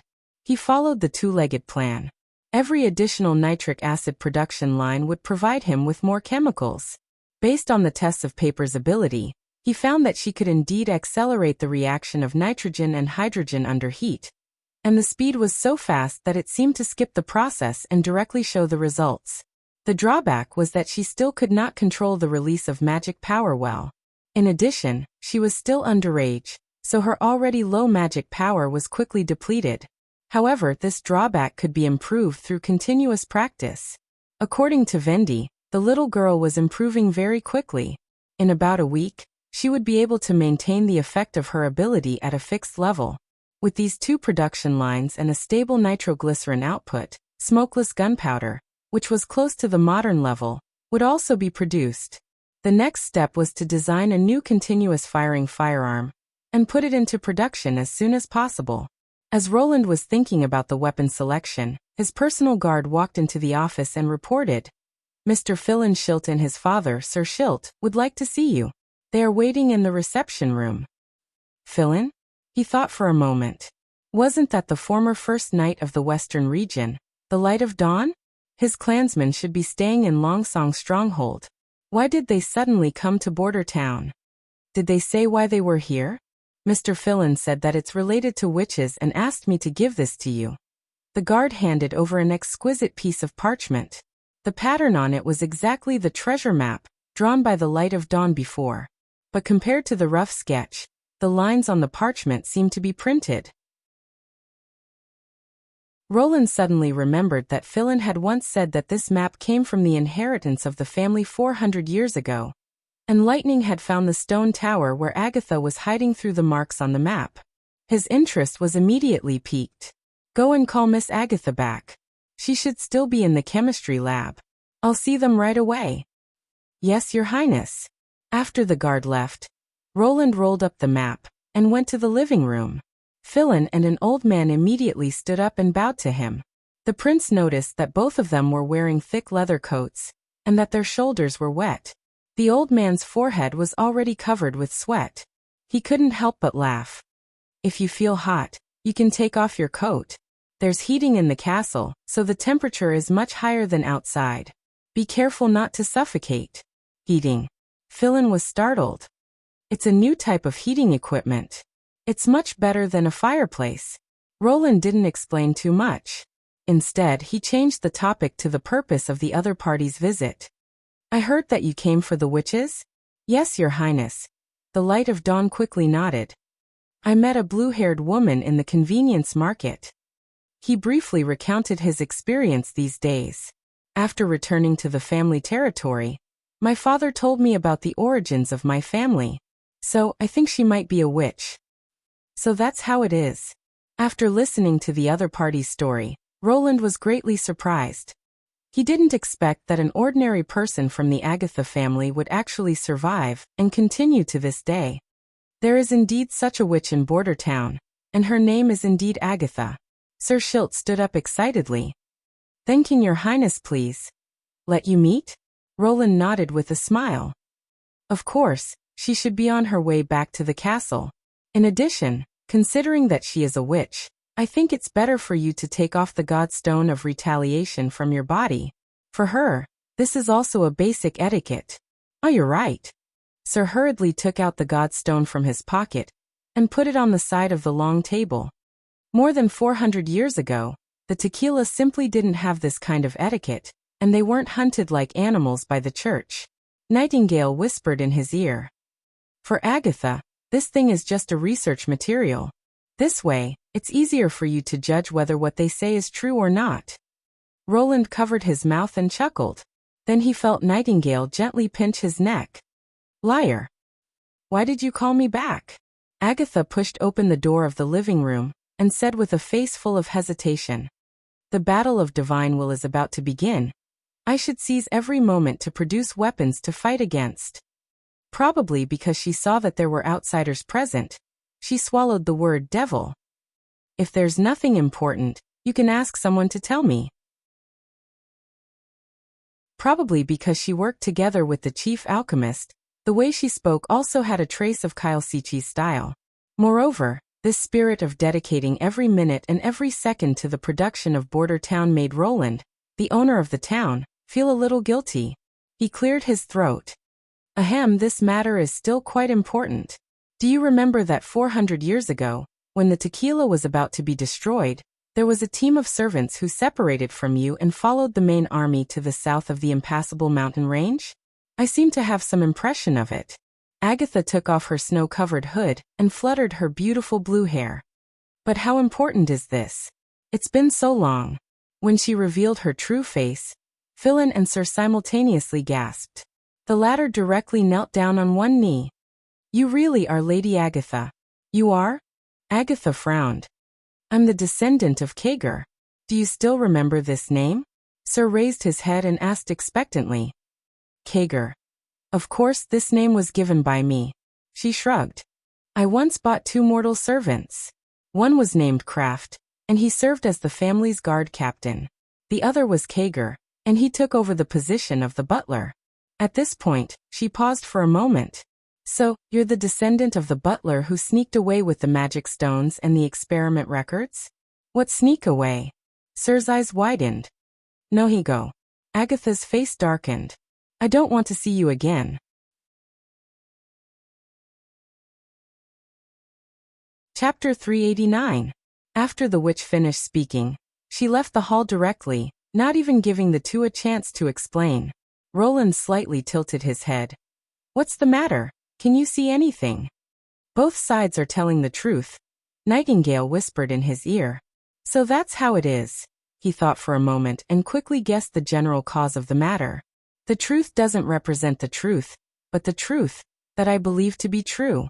It seems that the problem lies in the book that recorded the family history. Since you specially came here from Longsong's stronghold, don't be in a hurry to go back. Stay at Philin's house for a few days. You can also take a look at the town's scenery. Roland looked at the confused Sir. I'll ask her about the situation. Maybe you can have a chat with her. Is that so? Sir was startled, then lowered his head and said, Then I'll have to trouble your highness. By the way, where are the magic stones and ancient books you brought? They're all in the cabin. There are 10 boxes. Very good. Transport them all to the castle. Roland nodded. Seeing that her things from more than 400 years ago can still be preserved, I think her mood will ease. After dinner, the prince called Agatha to his office. Maybe you should listen to Sir Schilt. He repeated the story told by the other side. No matter what your steward did, he at least came to you with the idea of returning the things to their original owners.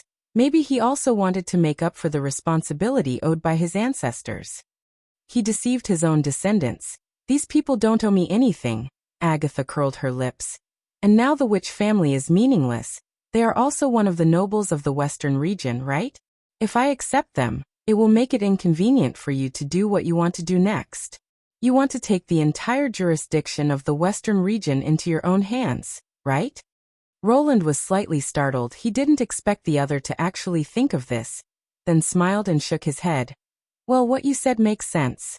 But you don't seem to blame them? I don't need to accumulate my anger towards the mortals of 400 years ago on his descendants, not to mention that they don't even know about it.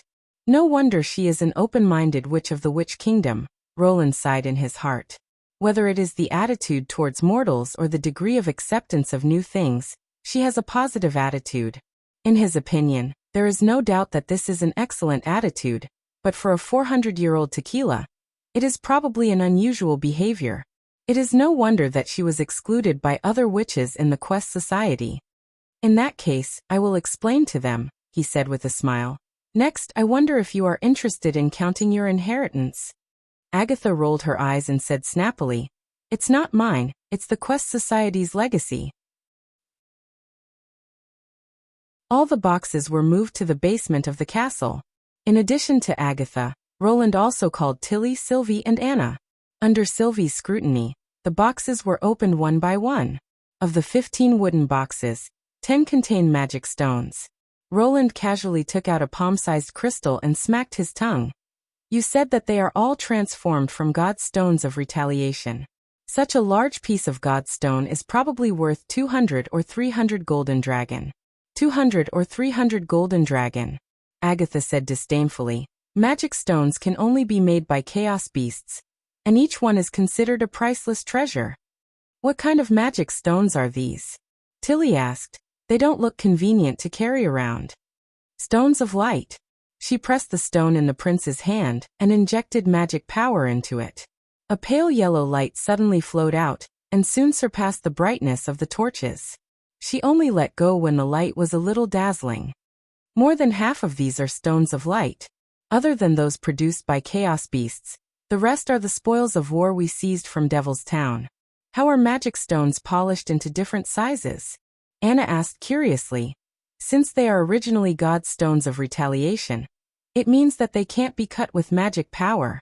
But the whole piece of God's stone is very hard, and it doesn't look like it can be cut with knives or axes. The whole piece of God's stone? Agatha was startled. You mean the God's stone vein? It's at the bottom of the mine in Border Town. Roland told them about the treasure map. Its surface is so hard that even a gun can only leave a shallow mark on it. I see. She could not help but laugh. You found my laboratory tower with this map. Yes, it is indeed used by the Quest Society to mark the God's stone vein, and choose the site for the construction of the Holy City. The Holy City? The four of them said in surprise. Otherwise, why do you think there are more than 100 cities on the fertile plains, but only 3 holy cities? She curled up the corner of her mouth. The so-called holy cities are all built on the God's stone of retaliation mines. In addition to making it convenient to explore the relationship between magic power and magic stones, it is also to prevent large-scale damage caused by fights between witches, which requires a lot of God's stones of retaliation. So you originally planned to build a new holy city on the North Slope Mountain? Roland asked in surprise. If the Battle of Divine hadn't been defeated so quickly, Agatha sighed. In addition, the Barbarian Ridge at the fracture of the impassable mountain range is also the same. Now you call it the Hermes Plateau, which is where the holy city of the church is located. And they also continue to call it the Holy City, Tilly said with a frown. So that group of people is more likely to be the successor of the Union. Fortunately, they didn't build the holy city of the church in the western region, Roland quietly sighed. In short, the God's stone itself is almost indestructible. If you want to divide it and use it, you must use a special solvent, Agatha continued. The magic power of which is blood. Or the demon's blood. Blood? Solution? Sylvie could not help but widen her eyes. Yes, depending on the quality of the God's stone, the amount of blood needed also varies. She spread out her hands and said, in the Holy City, adult witches are obliged to donate their own blood. Since the blood will soon lose its magic power after leaving the body, it must be used immediately, every 2 or 3 years, under the command of the Union. Witches with suitable conditions will go to the mine area to donate blood. Of course, all the demons they catch will also be used for this purpose. Have you also had such an experience? Anna asked. Of course, Agatha nodded. Even the 3 chiefs of the Union are no exception. What about demonic beasts? Sylvie said. Some demonic hybrids also seem to contain magic power. Indeed, but their magic power is very small, so they can only be used to process broken God stones, and are useless for the original mine. Agatha replied. After the God stone is divided, its strength will sharply decrease as its volume decreases, and its area of influence will also be greatly reduced. For example, the God stone of retaliation that is convenient to carry around can be easily broken with a hammer.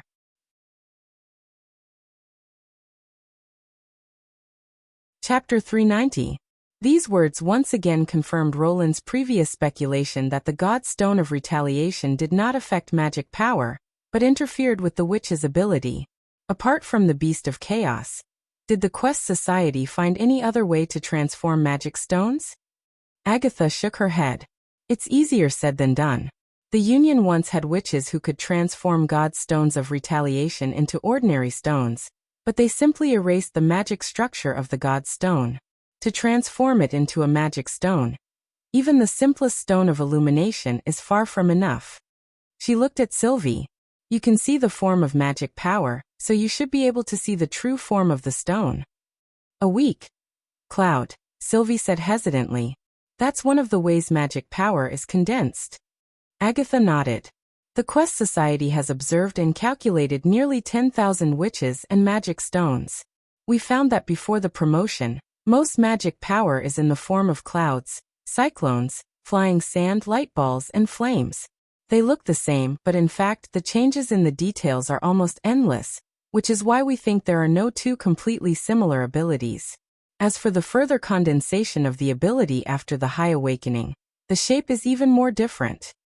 Its light has dimmed, Tilly suddenly said, pointing at the stone of illumination in Roland's hand. Because I only injected a little magic power into it, Agatha explained. But I've seen a stone of illumination in the fjord ruins, she said confusedly. If that underwater ruin is also yours, it means that the light, the Cully stone, has been shining for at least 400 years. Is that even possible? Underwater ruin? Agatha was surprised. Did members of the Union go to the swirling sea? Then she shook her head and put this question aside. It's indeed possible to make the stone of illumination shine, but it requires the help of more than 10 witches. More than 10? Anna thought. Is it magic power transfer? That's right, some witches can replenish the magic power of others, or directly exchange the magic power of two people. In this way, the person who injected the magic power into the magic stone will have a power far beyond their own, which will allow the magic stone to continue working. Agatha restored the stone of light to its original brightness. However, this method does not work on every kind of magic stone. Generally speaking, only the simplest magic stone, such as the Stone of Light and the Stone of Echo, can be used in this way. Unfortunately, these are of no help in the battle, but it's very useful for the castle. Roland looked at the box of glowing stones and said excitedly, before the age of electricity, this thing was simply the best lighting tool. He had long been tired of the flickering light of candles. It was fine in the winter, but working in the office in the summer was a torture. Moreover, the dim yellow light was quite harmful to one's vision. Now with these magic stones, even at night, the castle could be brightly lit. Really, Agatha said disapprovingly, I think it can play a greater role in the laboratory. After all, if you want to continue to produce liquid oxygen at night, an open flame is too unsafe. 8 hours of work during the day is not enough, so you want to take the initiative to work overtime? Roland tilted his head. Ahem, let's first look at the magic stones in the other boxes. After a round of inspection, in addition to a variety of glowing stones of different shapes and brightness, there was also a box and a half of miscellaneous stones. According to the Ice Witch, although these were priceless treasures to outsiders, they were of the lowest grade among the magic stones. For example, the warning stone used to send out signals, and the pathfinding stone used to locate. Obviously, I couldn't carry the experimental products in the stone tower of the Holy City alone. Moreover, I had basically left the Quest Society at that time, so I was responsible for transporting some unimportant things. What about these books? Roland pointed at the black books in the other boxes. Are they all experimental records? There's also a part of the general principles of the laws. Agatha's cheeks blushed, which was rare. I want to leave a copy for the new witches who open up the wasteland as a guide for promotion. What's there to be embarrassed about? Roland looked at her strangely and continued to rummage through the rest of the boxes. This wooden box is a little strange. Sylvie's words made his hands tremble, and he quickly withdrew them. Is there a mechanism? No, there's a mezzanine inside. She scrutinized it. It's at the bottom. I didn't notice it before, and thought it was just an ordinary partition. After Roland cleared out all the books in the box, the thick bottom was revealed. Anna easily cut open the sealed wooden board and took out a square iron box. What's this? He curiously lifted the iron box lid and saw a thick piece of metal inside. There were 4 brightly colored crystals inlaid on it. Just by looking at the shape, he knew they were different. Perhaps the Quest Society has left you a good inheritance. Agatha gasped. This is impossible. Her exaggerated reaction surprised the 4 witches. Roland quickly put the piece of metal back into the box. What's wrong? This is the sigil of God's will. The Ice Witch said in disbelief. How could Kagger get this thing? She looked at the wooden box several times. Did he steal it from the other witches of the Quest Society? It could also be that someone entrusted it to him when the convoy was attacked. Roland casually made up a story. It's been 400 years. It doesn't matter who the box belongs to. What is the sigil of God's will? Some magic stones can have additional effects when connected together, such as changing the nature of magic or increasing the effect. This is the main research content of the Quest Society. Agatha carefully held the silver-white metal in her hands. These connected magic stones are called sigil, and the sigil of God's will is the most powerful one. Its magic stones all come from senior demons, and there are only 3 or 4 of them in the entire tequila. Roland could not help but whistle. How powerful is it? It can raise your castle to the ground. The prince was stunned. But don't worry, it requires a lot of magic power. The more magic stones the sigil contains, the harder it is to activate. Agatha closed her eyes. 2 of the magic stones on the metal piece slowly lit up, but the third one was still dim. After a while, she seemed to have exhausted a lot of energy. She panted and let go of her hands. At that time, only the top 2 chiefs of the Union could use the sigil of God's will. You mean transcendence? Agatha nodded. Roland thought for a while. Let Anna try. It's useless. She shook her head. The use of magic power by transcendence is completely different from that of ordinary witches. They are training all the time.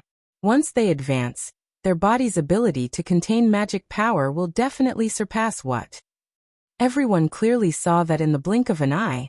The 4 magic stones on the sigil that Anna took over lit up one by one.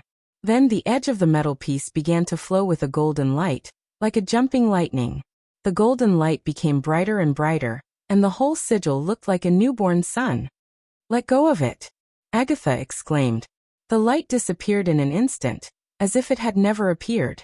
Anna exhaled and gently put the sigil back into the metal box. It does consume a lot of magic power. I can probably only use it twice. The basement was silent for a moment.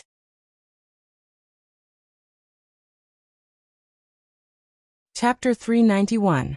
Schilt. Sir, dinner is ready. Irene pushed open the door and bowed stiffly. Her voice was obviously a little reserved.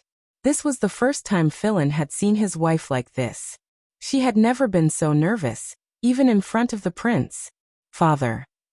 He looked at the knight who had been silent since he came back and asked in a probing tone. Well. Sir blinked, as if awakened from deep thought. Let's eat first. The dishes placed on the small table were particularly sumptuous. At first glance, it was obvious that his wife had specially made a trip to the convenience market. He smiled encouragingly at Irene and began to divide the bread as usual. He divided some large pieces of food into 4 equal portions. In addition to the 3 of them, there was also Irene's friend May. When he came back, May was discussing the content of the play with Irene.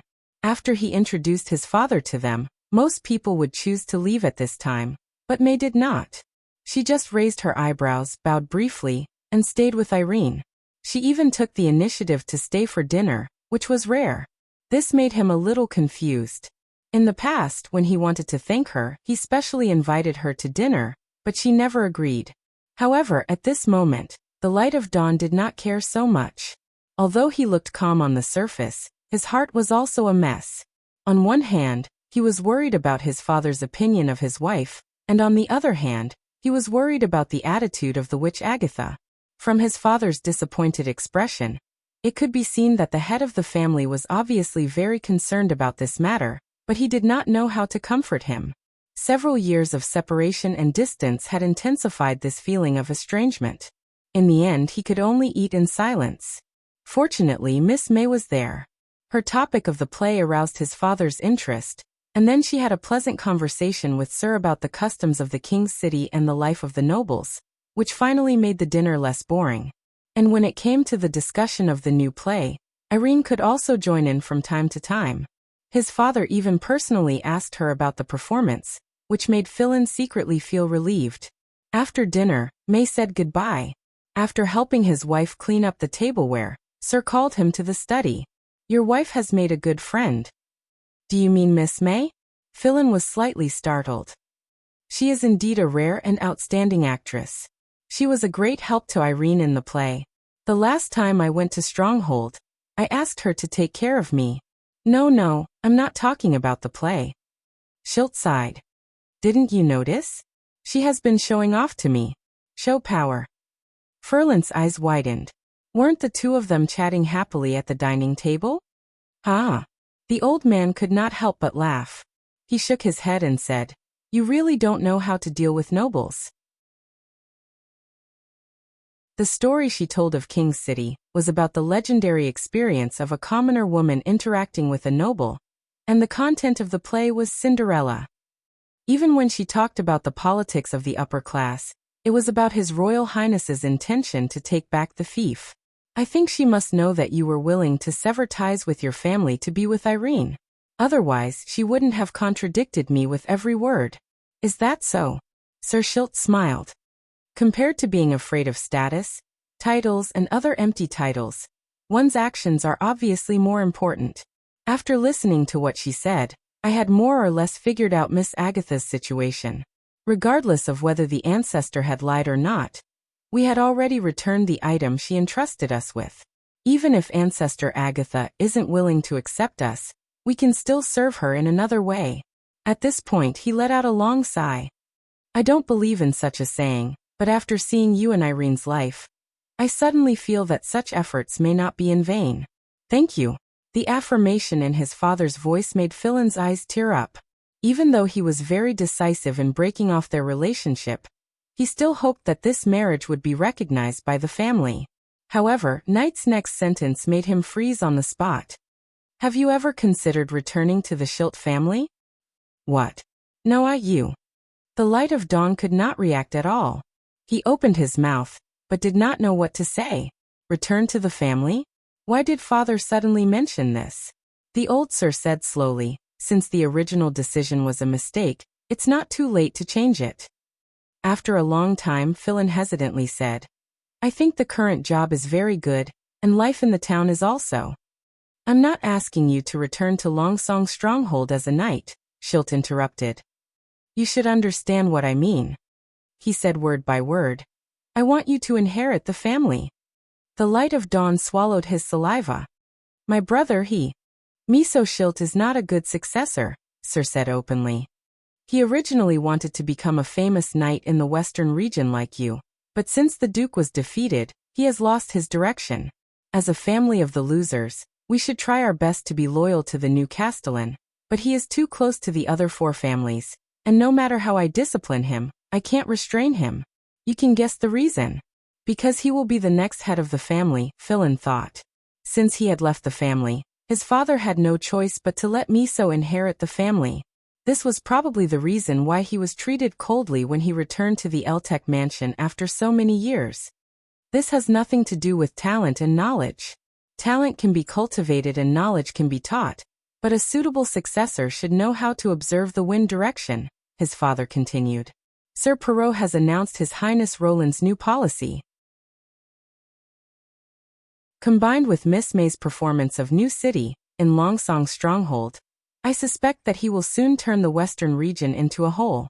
It's not clear whether the four families will easily accept this change, but the wind direction is not calm. At this time, the most important thing to do is to wait and see, rather than be used as a stone to explore the road. Philin had also heard about this news. His Highness never concealed his intentions and policies, and even publicized them to the people in advance before implementation, including the official construction of Border Town. However, he did not want to participate in the struggle for the head of the family. Even if his father said so, Miso would certainly not give up. Philin was very clear about his brother's character. He finally shook his head. Sorry, father, I'm not asking you to make a choice now, Sir waved his hand. After all, I'm still alive and well. With me around, the family won't go too far. His smile looked a little old. If Miso can understand this, I won't say anything more. I just hope that if the family is in danger, you can help Schilt, for the sake of your mother and me." This time Philin could not say no.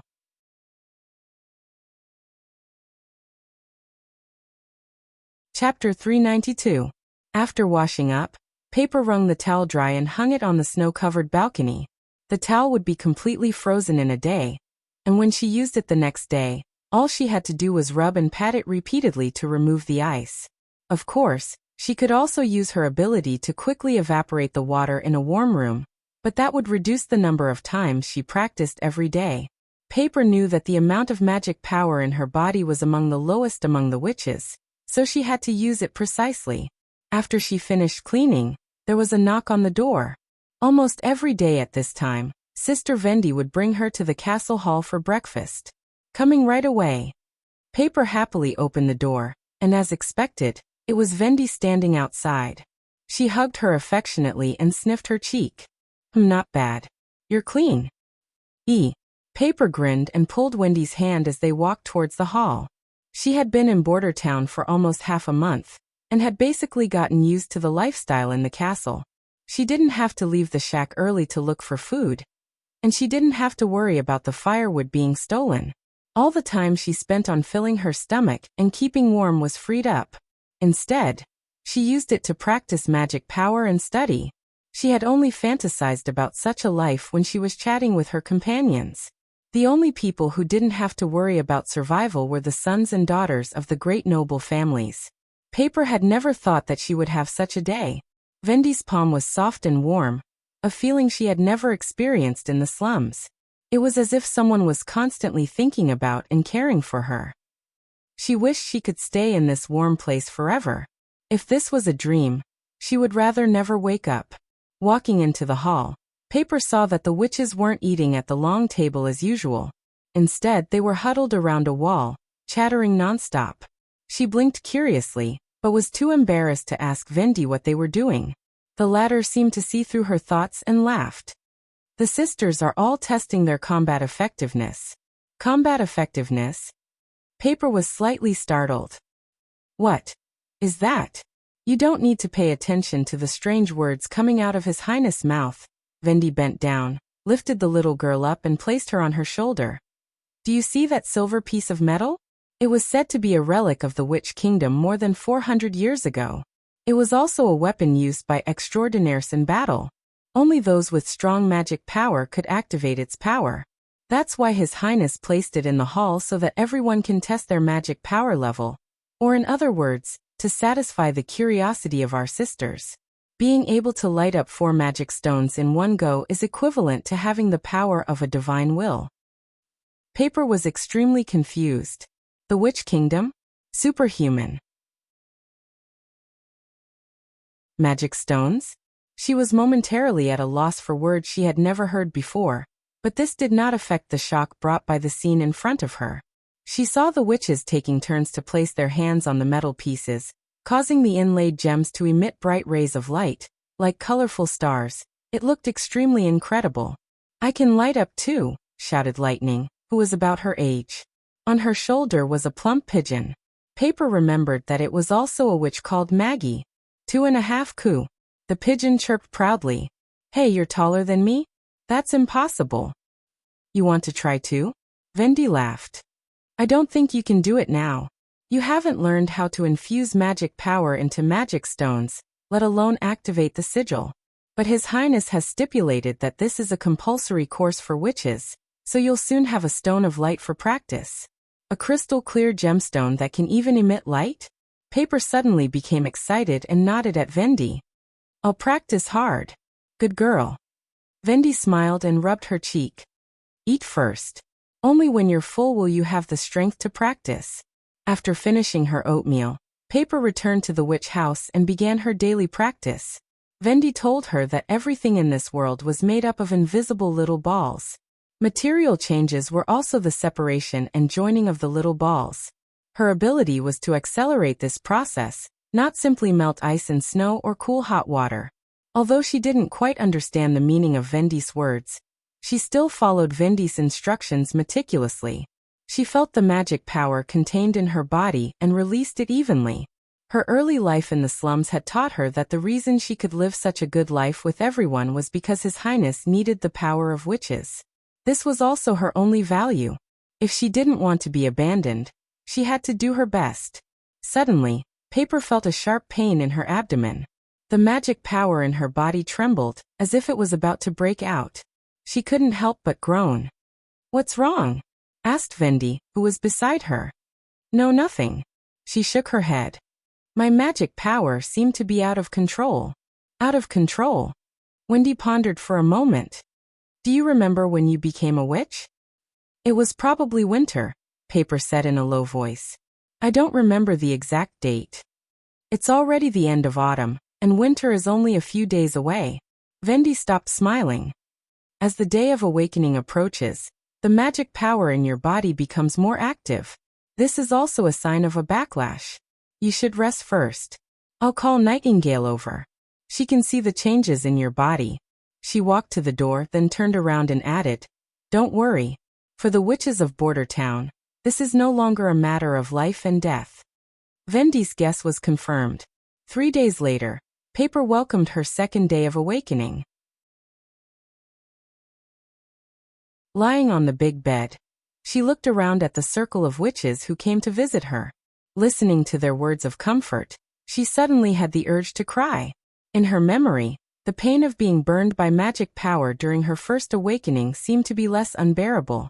"Since you've only practiced for a short period of time, I can't guarantee that the pain of the backlash will be completely eliminated."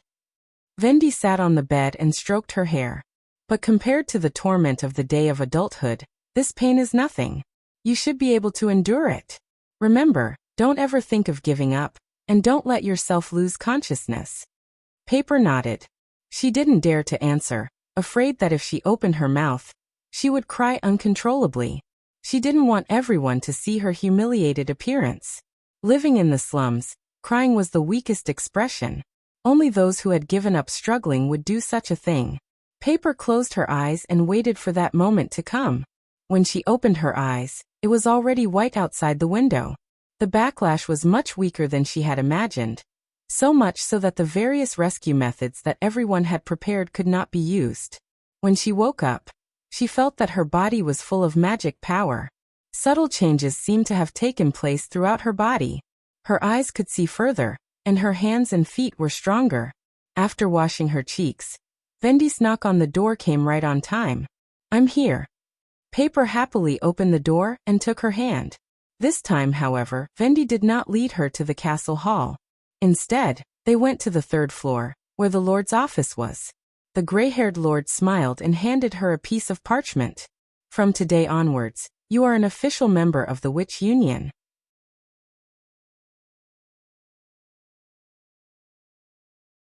Chapter 393. After entering winter, the heavy snow actually calmed down a lot. Roland hummed a tune as he looked at the 3 manuscripts on the table. They were the trial and production plan for the new ammunition, the design plan for the new generation of light weapons, and the construction project for the Wizard Tower. The first 2 were the products he had been thinking about for a long time.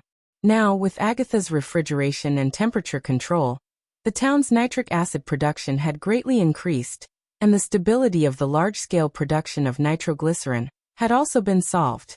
The conditions for the production of double-base propellant were basically met. Although he knew that this propellant was made by dissolving nitrocotton in nitroglycerin, and finally obtaining a viscous jelly-like substance that could be sliced or granulated, the specific ratio still needed to be tested by an alchemist. Fortunately, Calcici was now very proficient in quantitative and qualitative testing. If this task was entrusted to him, he should be able to get the results within a week or 2. Since he wanted to produce a new propellant, the development of a new light weapon naturally had to be arranged on the agenda. Compared to the large-caliber wheel used at the beginning, the double-base propellant could achieve the equivalent lethality with a small amount of weight. Therefore, in terms of comprehensive power and cost-performance ratio, the new small-caliber automatic weapon was the inevitable choice. Of course, the specific parameters needed to be further determined according to Anna's results.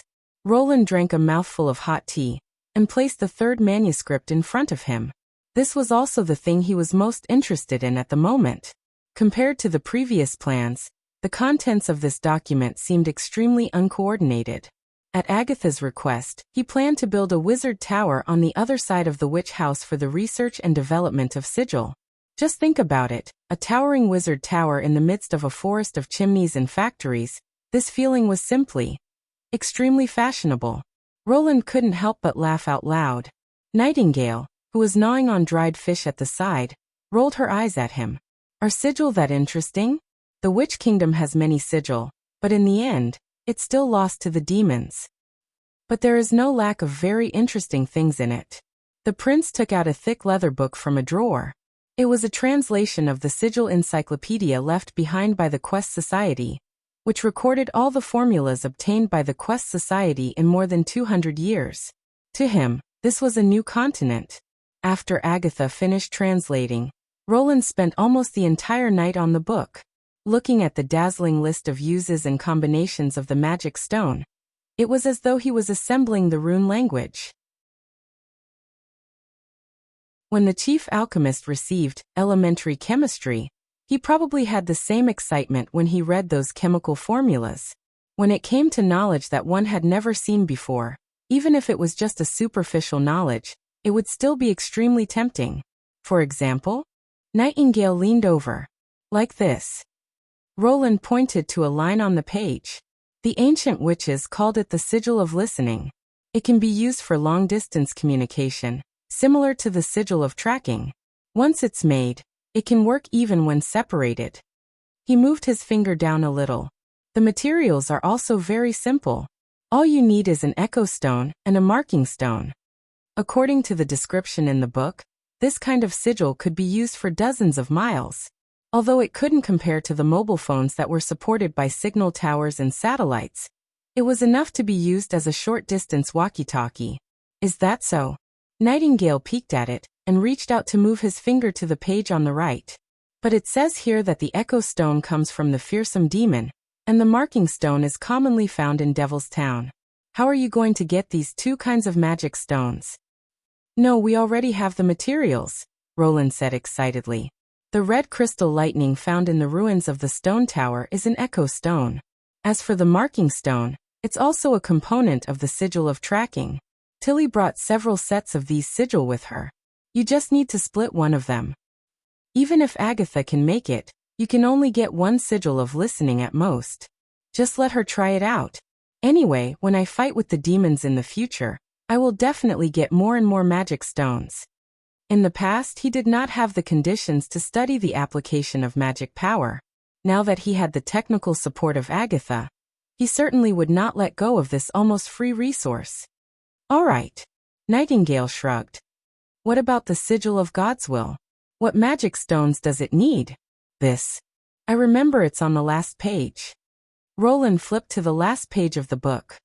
By the way, what's the result of your combat test? Nightingale was stunned. After a while she spat out two words. It's a secret. Was she shocked by Anna? Found it. It's here. He pouted. The 4 magic stones needed are all written as unknown. Probably because the Quest Society considered confidentiality, they did not record it in written form. But according to Agatha, most of these magic stones came from senior demons. Even if they were written down, I'm afraid not many people would be able to get them. And then you hung such a precious thing in the hall. Nightingale snorted. If those transcendents knew about it, they would probably be so angry that they would come back to life. Because it was not a precious thing at all. It was probably equivalent to 12 kilograms. Roland smiled and did not answer. This time, he waited until Agatha was done with the acid production for the day, before he called her to his office. This is the mage tower I designed for you. Take a look. Roland put up a sketch. The basement is the warehouse. There are 3 floors above it. They are the apprentice lab, the tower master lab, and the office. Wait. Why is it called a mage tower? Agatha frowned. I just want a chemistry lab like Mr. Kyle's.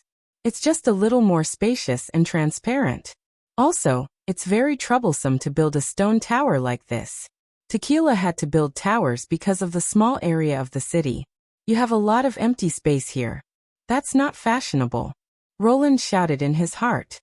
Anyway, the construction problem is not difficult to solve. Do you have any other requirements besides the above functions? No. She spread out her hands. If you insist. Very well. Roland put down the sketch and then told her what he thought in the morning. Can you complete the sigil alone? No. Agatha shook her head. Although the sigil is connected to the magic stone, the magic conduction material is very complicated. Most importantly, it needs the demon's blood. The prince could not help but be stunned. What? You heard it right. It must be fresh demon's blood, she said in a low voice. When the Quest Society was exploring the nature of magic, they did tens of thousands of experiments. In the end, it was proved that the nature of the flesh and blood of witches, demons and demonic beasts is very different, and can play completely different roles. Witches. Flesh and blood. Roland was shocked. He suddenly realized the meaning behind these words. He could not help but ask, what role can they play? God's punishment army, Agatha said expressionlessly.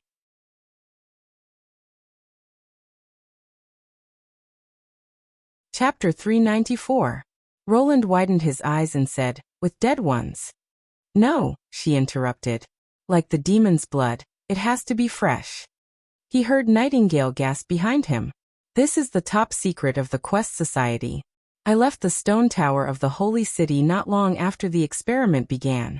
The only thing I know is that they used the blood of old and weak witches, mixed it with God's stones of retaliation, and injected it into the bodies of mortals, thus changing the bodies of mortals. Agatha's voice was a little heavy. From the notebook you found, this research should have been a success. How much blood? More than half. The witch's answer made Roland's heart sink.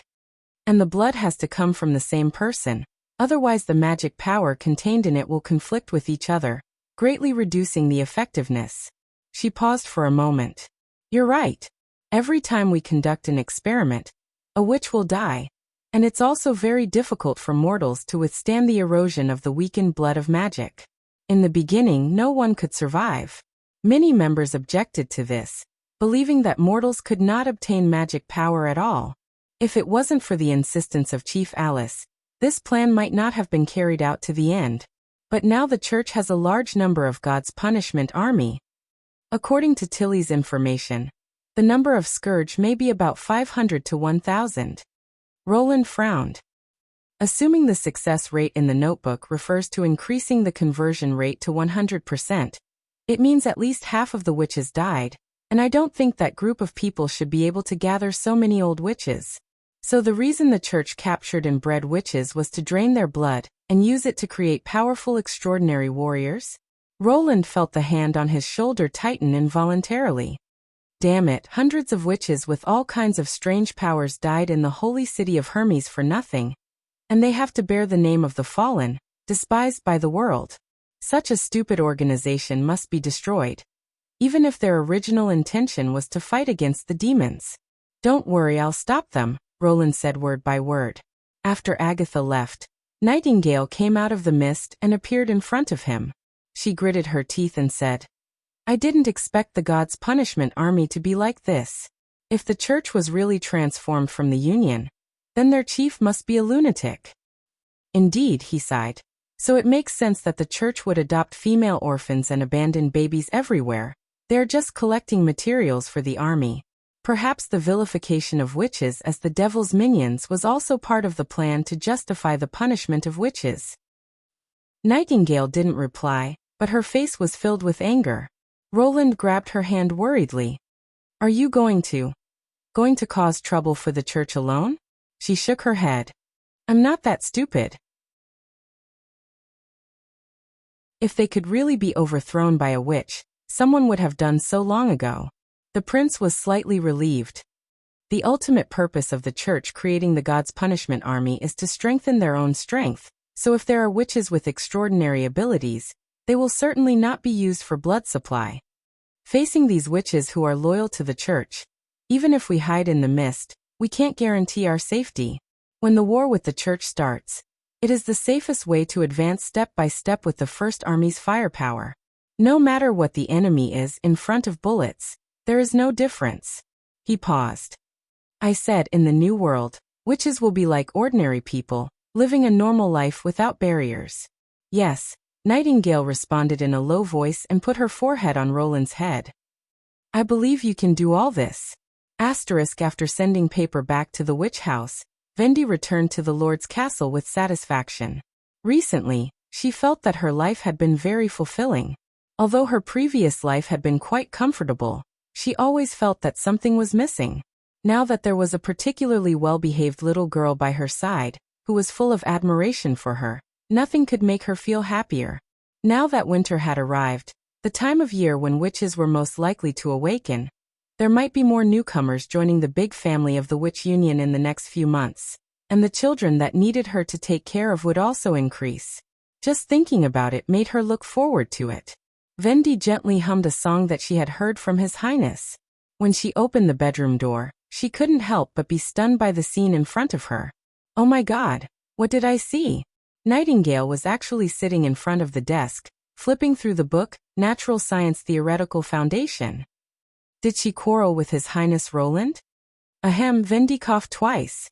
I'm back. Roland nodded without answering.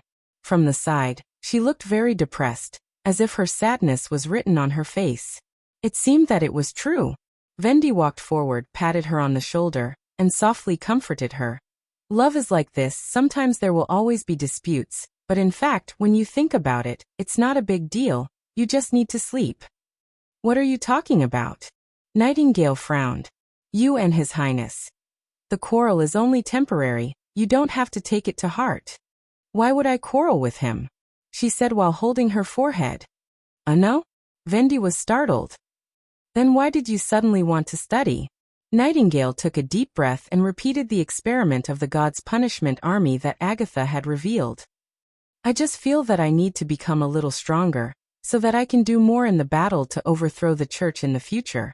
So that's what happened. After listening to her, Vendi nodded solemnly. I didn't expect that the purpose of building the monastery was actually for the witch's blood. If Ashes hadn't suddenly awakened as an extraordinary and attracted all the guards' attention, I'm afraid I would have become one of the corpses. Nightingale was right. Perhaps the environment of the castle was too comfortable, so she completely relaxed. She suddenly realized that the enemy was still in front of her, whether it was the church or the demons. The threat had not been completely eliminated, but she had not made any progress for a long time. Although her magic power was growing slowly, her fighting skills and wind-making ability were not much different from when she was in the Witch Cooperation Association, let alone evolution. Compared to her sisters who studied hard, such as Mystery Moon, Hummingbird and Echo, she seemed to be too lazy. Obviously, she was a senior, but the Sigil of Gods could not even light up 2 magic stones. If this went on, she was afraid that she would not be qualified to stand in front of them as a senior. You're right, I also have to work hard. Vendi took a deep breath. She decided that from today on, she would be like the other witches, spending 2 hours every night to study the knowledge of His Highness before going to bed. After quickly washing up in the bathroom, she returned to the room again, only to find that Nightingale had already fallen asleep on the desk.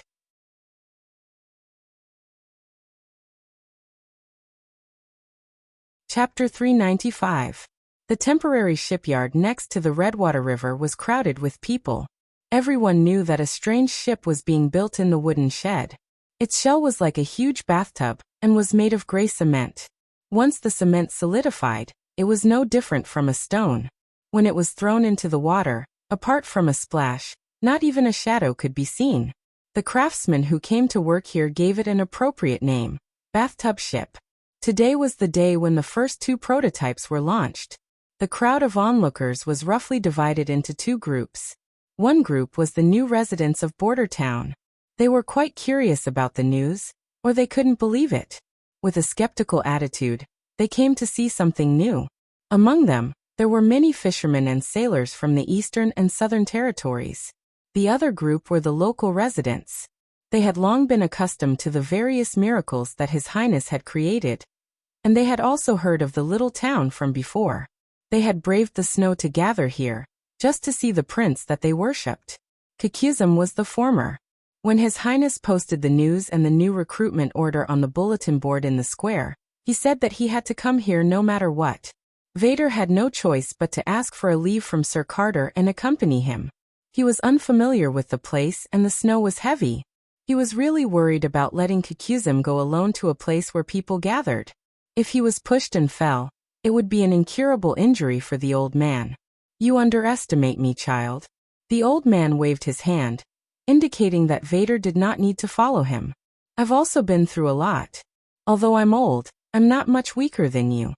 Yes, Vader said disapprovingly. Anyway, I've already asked for leave. It's too late to say anything. I just don't understand. Why do you have to see this thing go into the water? Isn't it just a ship? But you said it was made of gray stone. Kakuzum shook his head. How can a bathtub-sized stone float on the water these days? It's all my fault for being too talkative, Vader thought to himself. I didn't know how we ended up talking about the announcement in the square when we were chatting. Perhaps His Highness was just exaggerating. A wooden ship is probably partly made of cement, right? That's even more impossible, the old man insisted.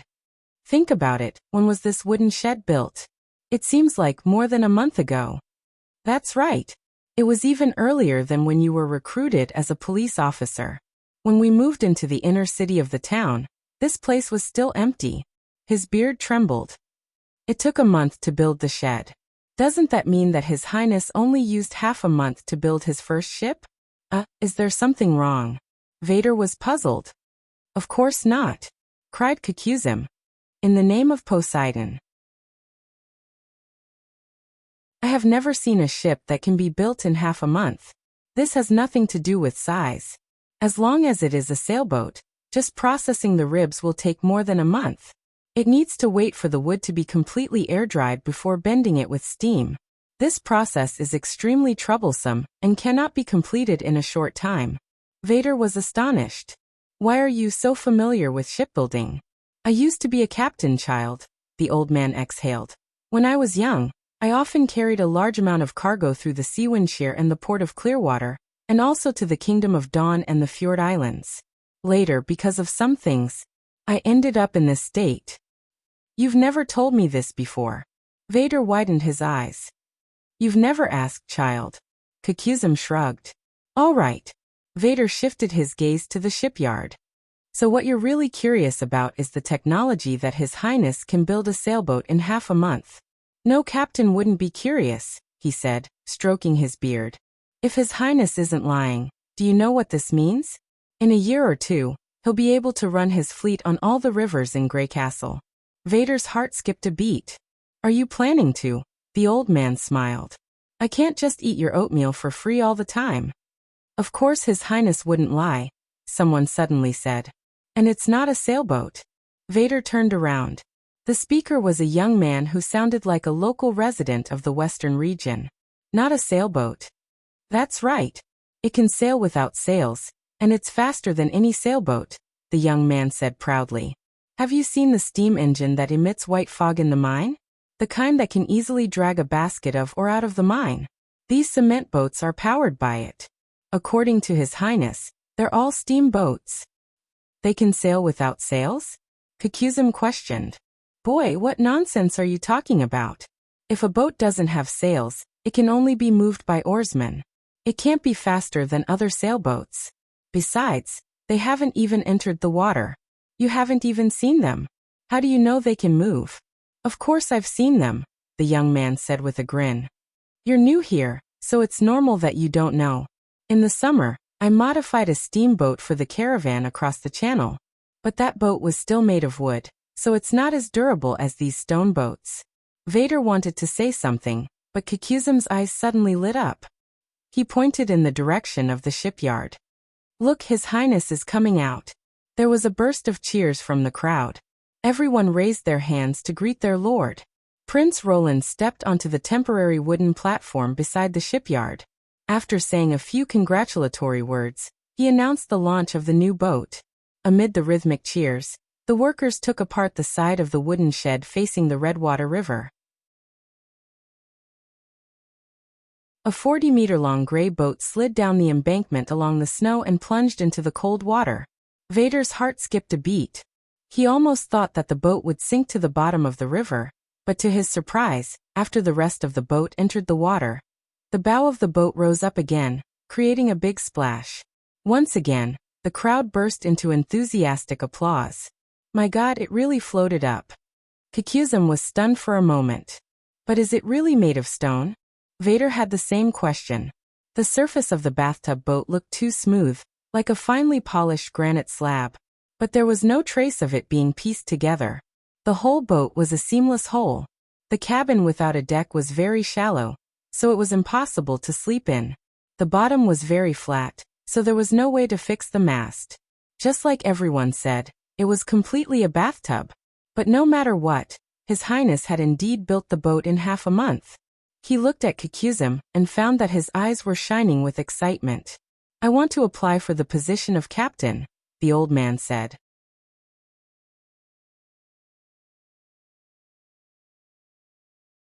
Chapter 396.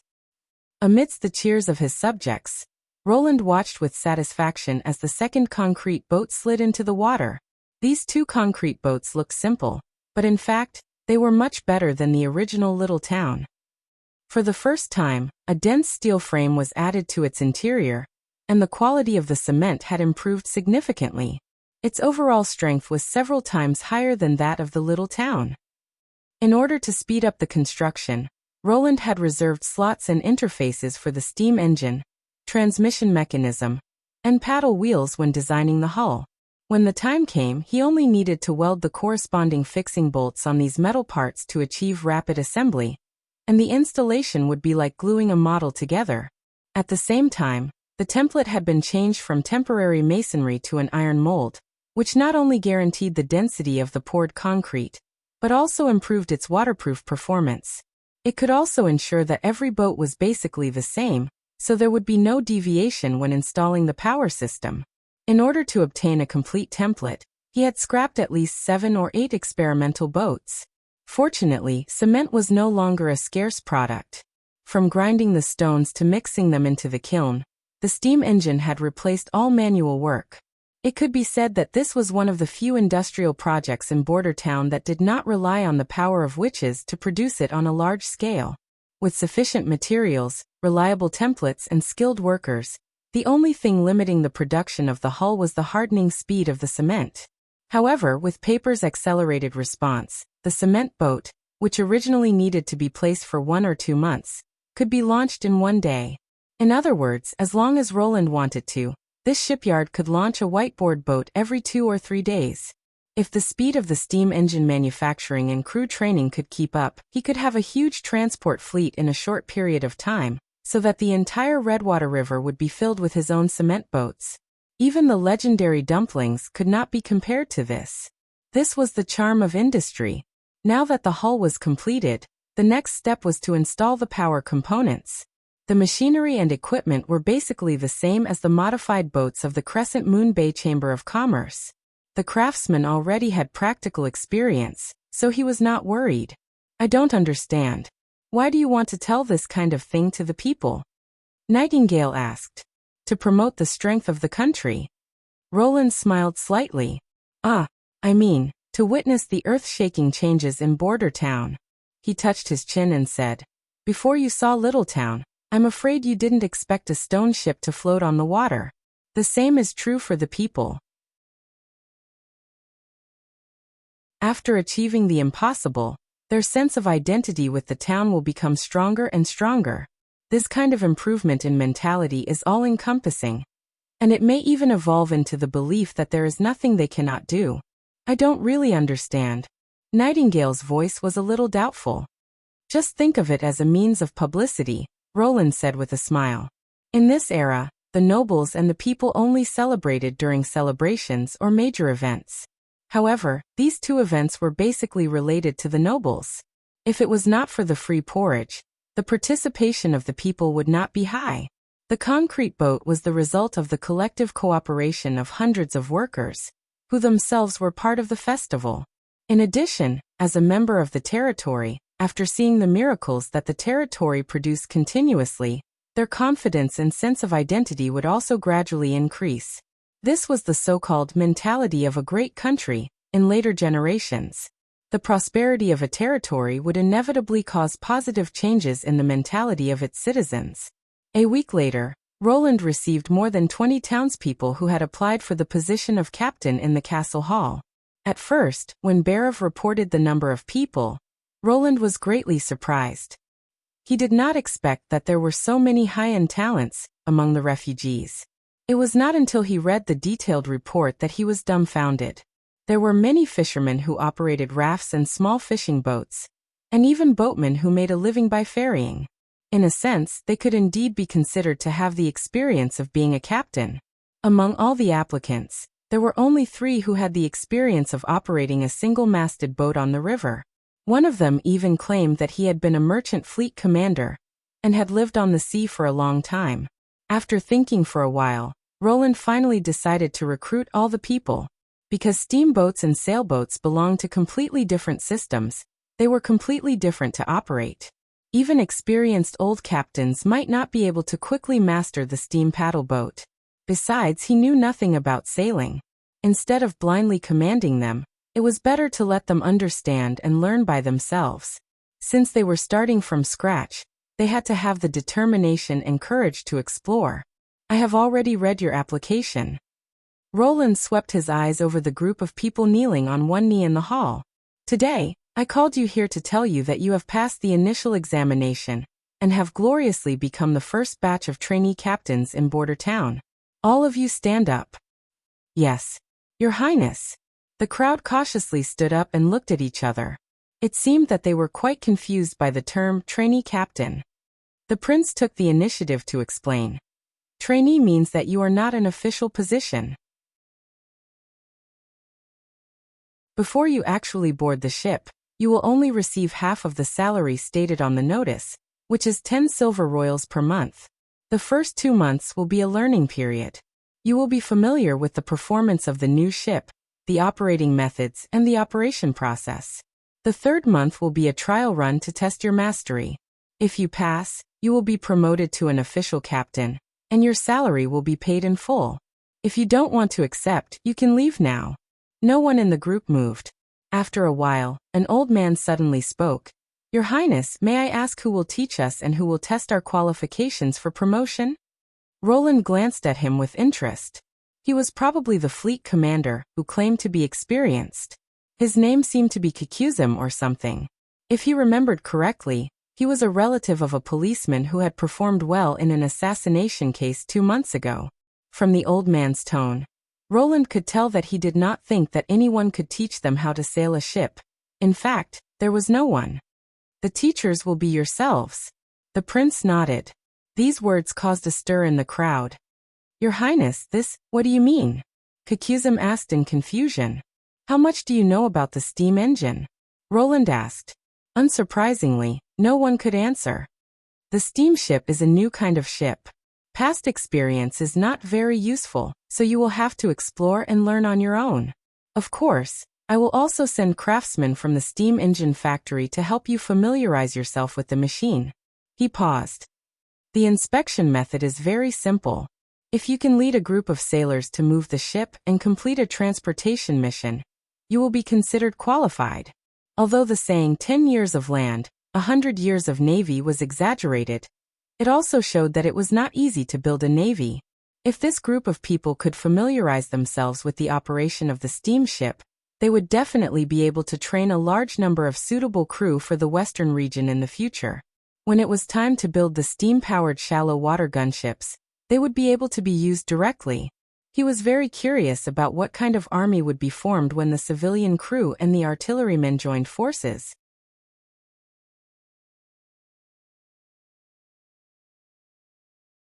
Chapter 397. Leaf was walking between the treetops and the green leaves, looking for Lightning and Maggie. In fact, it was not accurate to say that she was walking. Her body had blended into the dense forest, and it was only her sight that moved. This feeling was very wonderful. She felt that she was more at ease than a bird. At least, if a bird didn't flap its wings, it would fall to the ground, but she didn't. As long as she maintained this form, she could go from one end of the forest to the other in the blink of an eye. Of course, compared to the whole concealing forest, the area under Leaf's control was only a drop in the ocean. Since her ability had evolved, she had set her sights on the concealing forest to the west of Border Town. If she could bring this vast forest under her control, whether it was fighting against demonic beasts or collecting supplies, it would be a great help to His Highness Roland. There weren't many ways she could repay His Highness. In addition to improving the crops, this was the only thing she could do. Compared to the castle's back garden, this was a real forest, and its complexity was far greater than the ecosystem composed of olive trees and grapevines. Every inch of the land was hiding many creatures. If you looked down along the roots of the plants, you could feel dormant animals, squirming reptiles, decaying corpses, and small gurgling water sources. In order to avoid losing her mind, she carefully expanded her territory. Starting from the western wall, she fused a little bit every day, and when she was completely adapted, she added a new piece of forest. At this speed, in 2 or 3 years, she would be able to cover the whole concealing forest with her consciousness. After a while, Leaf found the 2 people who were hunting in the forest. If she didn't fly close to the treetops, but walked in the snow, she would be able to find them faster. "I found a prey," Leaf said, shaking a branch. "Ah," Lightning trembled, then patted her chest. "You scared me." "Goo-goo." Maggie nodded. "Sorry." Leaf made her figure emerge from the trunk, like a new branch. "Is this better?" "Well, at least it doesn't seem like I'm talking to a ghost."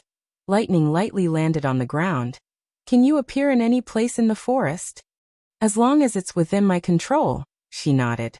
Maggie landed on Leaf's back and paced back and forth. She even pecked at the part where her body was connected to the trunk. "You actually grew into the tree, Koo." Leaf felt an itch on her back and couldn't help but laugh. "This is my ability." "It feels a little strange, Koo." "How dare you say that others are weird? You can transform into a giant demon bird yourself." Lightning rolled her eyes at the pigeon and then looked at Leaf. "Where's the prey?" "Come with me," she said, tilting her head. Since it was impossible to maintain a human form while moving, Leaf simply made vines stand up on the ground to guide them forward. "What kind of prey?" Lightning asked. "A wild boar from the heart of the forest," she answered. "Are you sure you want to do it yourself? I can tie it up with a vine and throw it at the foot of the wall." Of course, explorers pursue more than just the results, the little girl said with her head held high. Sometimes the process is more memorable than the results. "As long as there's meat to eat, Koo." Leaf couldn't help but raise the corner of her mouth. Before she integrated with the misty forest, the 2 of them were already frequent visitors here. They practiced their magic by hunting in the forest, and Maggie would carry all the prey they got back to the castle. Now half of the meat on the table was provided by them. "Look, there it is," Leaf said. She saw a huge wild boar squatting by the stream, licking the cold water. Its fangs were thick and sharp, and its bristling mane was almost as long as a finger. It looked very difficult to deal with. If a hunter encountered such a beast, he would generally retreat, but for a witch, it was just a good meal. "I'm going," Lightning said, pulling out her dagger. "Don't you need a gun?" Leaf asked in surprise. "That would be too unchallenging." She touched her nose confidently and rushed straight to the target. "Come on, Koo." The little girl's figure was like a golden light, and in the blink of an eye, she pounced on the head of the wild boar from behind, and then rose up. The boar suddenly shook its head and burst into a high-pitched scream. "Missed?" "No." Leaf noticed that one of the wild boar's eyes had become a bloody hole. It seemed that Lightning intended to use her flexibility to eliminate the enemy's counterattack, and then use a war of attrition to slowly drain the prey's vitality. In front of Lightning's air superiority, the wild boar was as clumsy as a stone. It didn't take long for it to lose the ability to resist and collapsed in the snow. She whistled. "How was it?" "Well done." Leaf controlled the vines to entangle the wild boar's hind legs and hung it up. "Let's drain its blood first. His Highness said that meat without bloodstains is more delicious." Gulp, Maggie swallowed. Tonight we can have a full meal, Ku. Wait. Leaf suddenly felt that another creature had broken into the forest. She looked at the edge of the controlled area and saw 2 gray wolves approaching. Something was wrong. She frowned. This kind of beast usually lived in the depths of the forest. Even in winter, it was rare for them to run so close to border town. She was hesitating whether to tell Lightning the news, when suddenly a familiar figure appeared in front of her.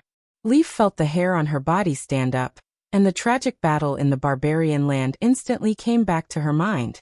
Demons. She saw 2 burly demons slowly moving in the direction of the city wall. They didn't wear magic stones on their arms, nor did they carry spears on their backs, as if they didn't carry any weapons. But Leaf noticed that they both wore a black iron glove. It was the weapon that killed Red Pepper and the others. Why did the demons come here? With great fear and uneasiness, she returned her consciousness to Lightning's side. Get out of here, the demons are coming. What? The 2 were slightly startled. After a brief description of what she saw, Leaf urged, hurry up, they don't have a mount, so they can't catch up with you too. I'll follow you later. To her surprise, Lightning hesitated for a moment, then shook her head and said, I want to stay and fight with them. Fight? Leaf was stunned. Why? If we run away when we meet the enemy, how can we defeat them in the future? The little girl took a deep breath and pulled out a pistol from her waist. Dad said that I should get up from where I fell. I won't run away again.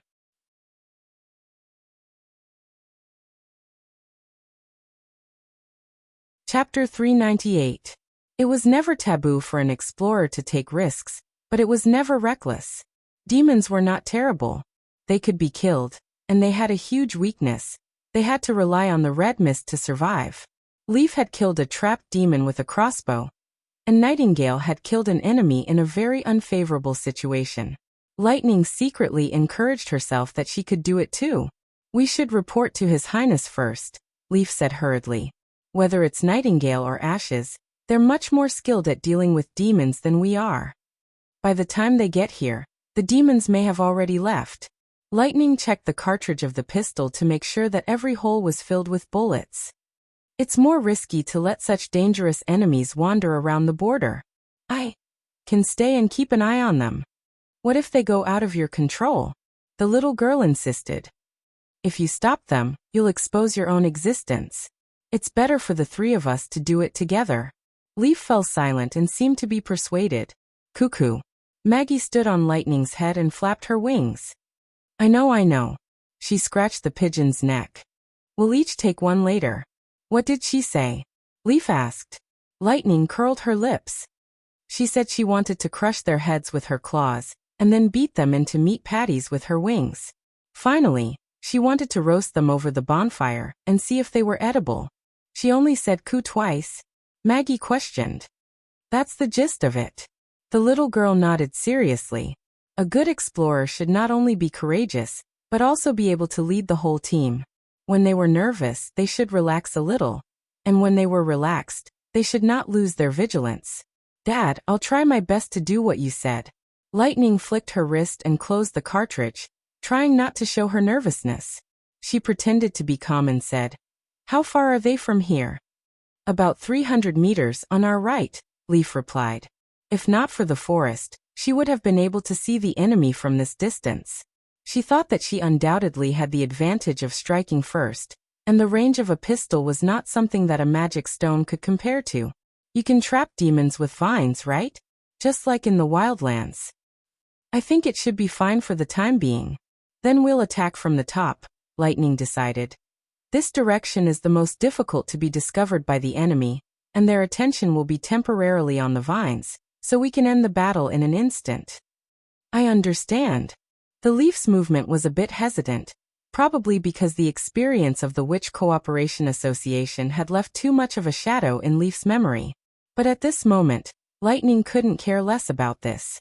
If she delayed any longer, the courage that she had worked so hard to summon would vanish. After all, it was she and Maggie who had to face the demon.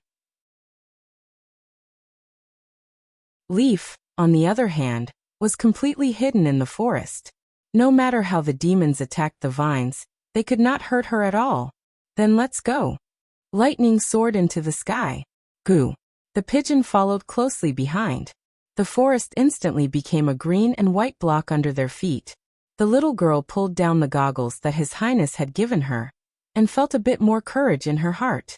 There they are. After searching for a while, Maggie, who had turned into a gray-tailed eagle, found the target. Under the gaze of the eagle's eyes, even a rabbit running in the snow could not escape her tracking. Lightning let out a long breath, and in her mind flashed the figure of Thunder and His Highness Roland. She shook her head, threw away the distracting thoughts, and held the gun with both hands. I'll take the left, you take the right, and when we're halfway down, you'll turn into a giant winged bird. Leave it to me, Goo. Go. The little girl shouted, and then began to dive. The cold wind whistled past her cheeks and pierced her ears. She shrank her head into the scarf, recalled the shooting method taught by Nightingale, and held the gun horizontally in front of her. The effective range of a bullet was about 100 meters, but to ensure that it hit the target, the closer the better. If Leaf's information was correct, the iron gloves worn by the enemy must be inlaid with a lightning magic stone, and the firing range was similar to that of a witch, between 5 meters. Therefore, shooting from 7 or 8 meters away was the best choice.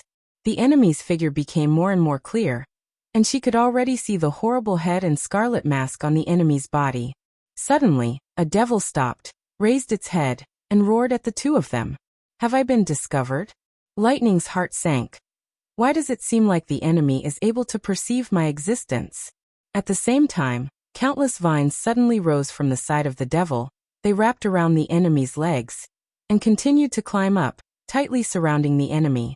A white light flashed on Maggie's body, and in an instant, she turned into a huge monster, and at the same time, she dived down and let out a high-pitched roar.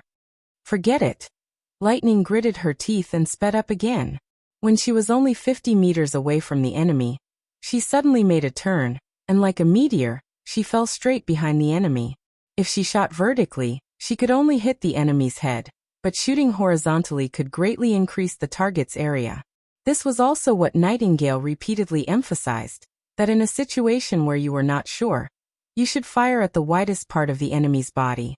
The devil struggled to raise its right hand, which was entangled by the vines, and dazzling lightning burst out from the iron gloves. Lightning pulled the trigger almost at the same time, and a loud roar suddenly resounded over the forest. As she expected, the attack range of the magic stone was extremely limited. The blue-white arc of light disappeared in a flash, and with the sound of the gunshot, a dark red mist of blood burst out from the back of the devil. The bullet not only penetrated its body, but also rotated and smashed the gas tank on its back. Maggie, on the other hand, was in a much worse situation. Another demon's lightning directly hit the giant bird's body, causing sparks to appear. Maggie's roar turned into a scream, and her wings curled up. She then heavily smashed into the demon's body, raising a large amount of snowflakes. At the moment of impact, Lightning felt the ground tremble. Probably because the collision was too violent, the gas tank on the devil's body was crushed, and the red mist overflowed from the giant bird's body, which made the little girl's heart suddenly jumped. Leaf reacted immediately. Dozens of vines combined into one, and lifted Maggie away from the devil. The giant bird rolled twice in the snow, and then lay motionless on the ground. Lightning anxiously flew in front of her, holding her huge head and shaking it. Maggie, wake up. Are you all right? Coo. A little numb. Maggie opened her eyes, as if she could no longer maintain her magic form, and changed back to her original appearance. What happened? Lightning checked her body up and down, and after confirming that she was all right, she was relieved. It's good that you're all right. It seemed that in the form of a flying beast, Maggie would not be hurt by the blood mist. Moreover, after her body became larger, her resistance to damage had also increased. The electric arc had only knocked her out temporarily, and the demon had acted as a cushion when she fell to the ground. It seemed that the attack was frightening, but in fact, she was barely hurt. It could only be said that it was a blessing in misfortune. They looked dead. Leaf poked half of her body out of the trunk to check the two dead devils. What should we do next? Take the bodies back, said Lightning. His Highness should know what to do with them.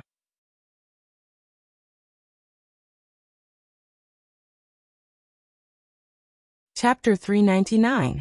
When Roland heard the news, he was startled. He didn't have time to ask in detail. He hurriedly followed Leaf to the castle's back garden, only to see Lightning unloading the 2 demon corpses from Maggie's back to the ground. "Your Highness, we won." Seeing the prince, the little girl jumped down and threw herself into his arms. "We defeated the demons." "Was no one hurt?" "No, everyone is fine." She looked up, her eyes sparkling with a praise me quickly light. If she had a tail, it would have been wagging. Roland let out a breath, seeing her expression. He didn't want to ask why she didn't come back to report after seeing the demons, so he put this question aside for the time being. It's good that no one was hurt, so. What was the specific situation?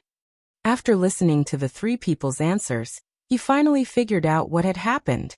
The battle seemed easy, but in fact it was not small. If Maggie hadn't taken an electric arc and been safe, or if the demons hadn't broken free from Leaf's restraint, the consequences would have been unimaginable. Next time, don't do such a risky thing. Nightingale couldn't help but say. With Sylvie there, the enemy couldn't escape. It's better to leave the battle with the demons to us. But we won. Lightning pouted. That was also luck before the fight. Did you expect that Maggie would be hit? Nightingale said mercilessly. The spear skills I taught you are so that you can protect your sisters in a crisis, not take them into danger. Yes. Her head drooped. I know. And you too. Nightingale then looked at Maggie. You knew that at this time you should have come back to report, but you still fooled around with her. If you make such a mistake again, don't even think about eating a piece of dried fish from me. Maggie's head also drooped. No wonder she was the strongest witch in Border Town. Roland looked at Nightingale with approval. Well, this matter will not be repeated again. Help me call Tilly and Agatha over. Next, it's time to check the loot. In the basement of the castle, 2 corpses lay flat on the cold stone floor. They had been stripped naked, and their torn clothes and belongings were neatly placed aside. These are the enemies in the Battle of Divine Will? Tilly asked, covering her nose. He doesn't look much stronger than an ordinary person. Ashes curled her lips. Agatha's face was gloomy. Don't underestimate them. Any devil, regardless of whether they have magic power or not, is a difficult opponent. When facing a senior demon, even a transcendent will choose to wear a god's stone of retaliation. She frowned and looked at Roland. Did they really appear near Border Town? Almost. According to Leaf, they're less than 2 miles away from the town wall. Roland nodded and carefully looked at the corpses in front of him. They were extremely tall, standing at more than 2 meters tall. Their limbs were thick and strong, and their skin was light green. One of their limbs was severely deformed, and their entire chest cavity had collapsed. Their organs were overflowing from the cracks in their abdomen, as if they had been run over by a cement truck. Thinking of the battle narrated by Lightning, Roland could imagine how great the impact was. The other person was in a much better state. At least from the front, his appearance was intact. There were 2 holes in his body, and blue blood was still flowing out.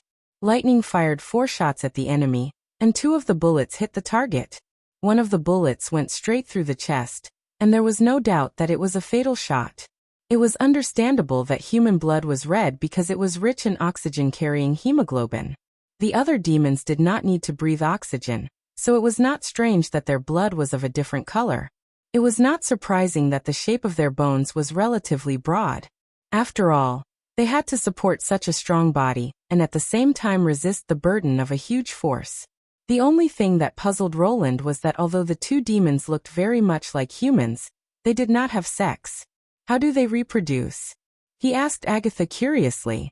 Don't demons distinguish between men and women? As far as I know, they don't have sex.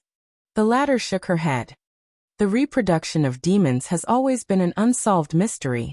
After all, it's difficult for us to get close to the Red Mist Tower.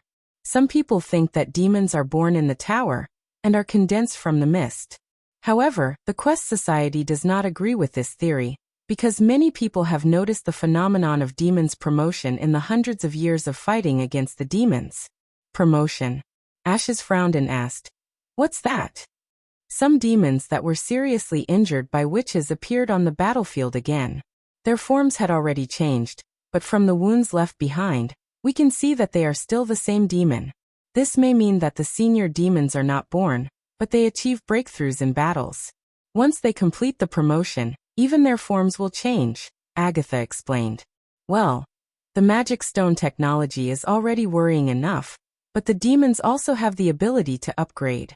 No wonder they could defeat the humans in the 2 battles of divine will. Roland squatted down and looked through the clothes and belongings. Fortunately, these things did not exceed the average level of the current era, and even were a little behind. The clothes were a mixture of animal skin and woven cloth, as ugly as the work of primitive people. The ferocious-looking masks were actually the skulls of hybrid demonic beasts, and they were all different, which proved that they did not obtain these equipment through manufacturing. Even the transparent mask inlaid on the beast's head was just a polished crystal, and because it had been soaked in the red mist for years, it had become blurred. When placed in front of Roland's eyes, it was completely scarlet. He did not know how the demons could get used to it. Apart from these, there were about a dozen black slates and a few magic stones. Did the Quest Society see these things? Roland spread out the slates and saw a few of them were engraved with twisted red runes, but most of them were empty. These black stones reminded him of the towering buildings standing in the red mist. The demon's way of recording, Agatha nodded and said. This kind of writing is also recorded with magic power, but we have no way to decipher the content. Maybe their way of thinking is completely different from ours, Tilly said. It's indeed possible, Roland agreed. What about these magic stones? Perception stone, pathfinding stone, and marking stone. Agatha glanced at them a few times. These are things that the scouting demons often use, so they are not rare. Scouting demons. Roland felt a slight headache. So the demons have now noticed this place, and have begun to send troops to investigate the situation in the town?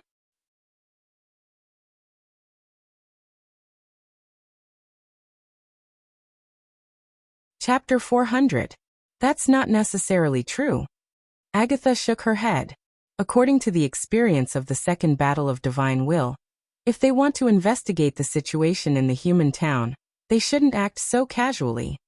What do you mean? The prince asked hurriedly. In order to bring back the information, such investigations usually consist of 2 or 3 small teams, most of which are equipped with demonic beast mounts, and they won't be too far away. At least within the range of the mad spear-throwing demons, she said slowly. In order to annihilate these small teams, the Union will often send flying witches to intercept them from behind, and send twice the number of blessed warriors to capture them from the front. At the end of the war, the scale of the investigation team will become larger and larger, and even fearsome demons and flying demons will appear. There's no reason for them to only send 2 ordinary mad demons to investigate until now, and their clothes are really a little shabby. Could it be that the demons think that Border Town doesn't need them to spend a lot of effort to investigate, and that they can just send 2 people at will? Ashes said. This doesn't make sense. Agatha thought for a moment and finally denied it. In the era of the Union, even the smallest town, as long as it was located at the border, would definitely be guarded by witches. It's impossible for the demons to know the changes in the human world in the past 400 years, so the investigation should still be carried out according to the arrangement of the Second Battle of Divine Will. You mean, they didn't deliberately investigate the town, but just happened to run into it? Roland could not help but feel relieved. It's very likely. She frowned as if thinking about something. I'm afraid the demons don't know that there is a human town here, and they're just investigating the situation around their camp. Their main enemies are demonic beasts, so they don't carry magic stones of concentration, which can't be used continuously, that is spear throwing. Instead, they choose lightning stones, which are more convenient to attack. Wait. Roland was startled. You mean the Devil's Town? Of course, otherwise how could they come here from thousands of miles away? Agatha said matter-of-factly. Only after establishing a stronghold on the fertile plains can the demons use it as a springboard to go to the barbarian land. Oh, I forgot that it should be called the Four Kingdoms now. Damn, this is a big deal. How can we live in the future if the enemy takes a base in front of our home? The prince widened his eyes and asked, A camp like the one behind the snowy mountains? Almost. In times of war, an outpost will have at least a few mist towers to store the red mist, plus 100 or 200 demons stationed there. Agatha nodded. But considering that the bloody moon has not yet arrived, it is unlikely that they will build a new tower fortress on the fertile plains. The transportation of the red mist is also very inconvenient, so the scale of the camp should not be large. What do you plan to do? Tilly looked at Roland worriedly. First find the camp, if it really exists, he paused, and then get rid of it. A decisive choice. Ashes raised the corner of her mouth and said, "This is the kind of decision a lord would make. Don't worry, we will also lend you a hand." If Agatha was right, the demons would not be able to extend their reach to the entire fertile plains before the third battle of Divine will begin. Therefore, after removing the stronghold near the western region, they could at least get a few years of peace. Even if the demons wanted to retaliate, they would not be able to. Of course, this was not without risks. At least the demons would know that a group of humans was stationed to the east of the impassable forest, and had the ability to actively attack the demons. However, if they allowed the camp to expand, it would only bring more trouble to themselves. After the disappearance of the first batch of scouts, they were likely to send more people, and it was only a matter of time before Border Town was exposed. Moreover, as the stronghold grew larger and larger, the demons would only increase. When the months of demons ended, they would have to deal with the demons that would come to harass them at any time, which would be a bit of a loss.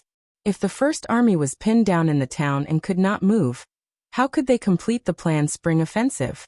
When Roland returned to his office, he immediately summoned Lightning and Maggie and explained the situation. Remember, this time, you must not fight with the demons on your own. Return immediately when you find the camp. They may have flying beasts, so your safety is the first priority. Yes. Who? He paused for a moment and then added, if you can successfully find the target, the dessert for the next week will be ice cream bread. Maggie stretched her neck straight. Leave it to us, Ku. 3 days later, Roland received Lightning's report. In the barbarian land, about 130 kilometers away from Border Town, they found a place that was suspected to be the Devil's Town. After marking the approximate location on the map, he noticed that it was just in front of the Witch Cooperation Association's route. It was less than 10 kilometers away from the place where the Witch Cooperation Association had encountered the demons. Why is it suspected? He asked Lightning. Did you see the Black Stone Tower? The little girl shook her head, with a strange look on her face. I only saw a piece of wreckage. What? Black stone fragments, broken fences, and a huge hole. She rubbed her forehead. It's the same as the scene I saw when I found the ruins of Sister Agatha. I didn't continue to follow it, I just circled around the wreckage of the camp twice, and then came back. Another hole. Roland was stunned. Could it be that there was also a giant reptile in this hole? If the last time it was the reptile that swallowed the stone tower, then this time, it also took away the Devil's Town? Between these two matters, did he miss out on some important information? He shook his head, temporarily suppressing the doubts floating in his mind. Apart from that, did you find anything else? No, the whole camp was empty, not a single demon could be seen. I also didn't find any sparkling magic stones, Ku. Maggie added. I know. Roland thought for a moment and quickly made arrangements. He looked at the white-haired little girl. You first take Nightingale and Soroya to this place, and then take Nightingale and Sylvie to see if there is anything missing. Why not just let Soroya and Sylvie go directly? Lightning asked. In case of encountering a flying demon, Maggie won't be able to get rid of it. Roland simply explained. In this case, Nightingale can use the mist to cover the witches to escape from the demon's pursuit, and you can directly speed up in the air and leave. Soroya's photo was quickly placed in front of Roland. Just as Lightning said, there was a big hole about 5 or 6 meters in diameter in the center of the collapsed fence, and the surrounding snow and mud were mixed together, as if something had stirred it up. Broken black stones were scattered on the side, most of them crushed into the soil. No doubt that only a huge creature could cause such damage. Sylvie's discovery made him feel even more uneasy.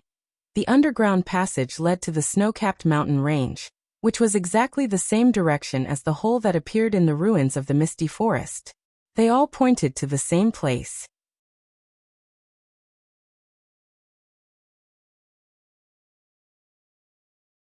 Chapter 401. In the underground palace of King's City of Grey Castle, Timothy sat on the throne with his right hand supporting his cheek.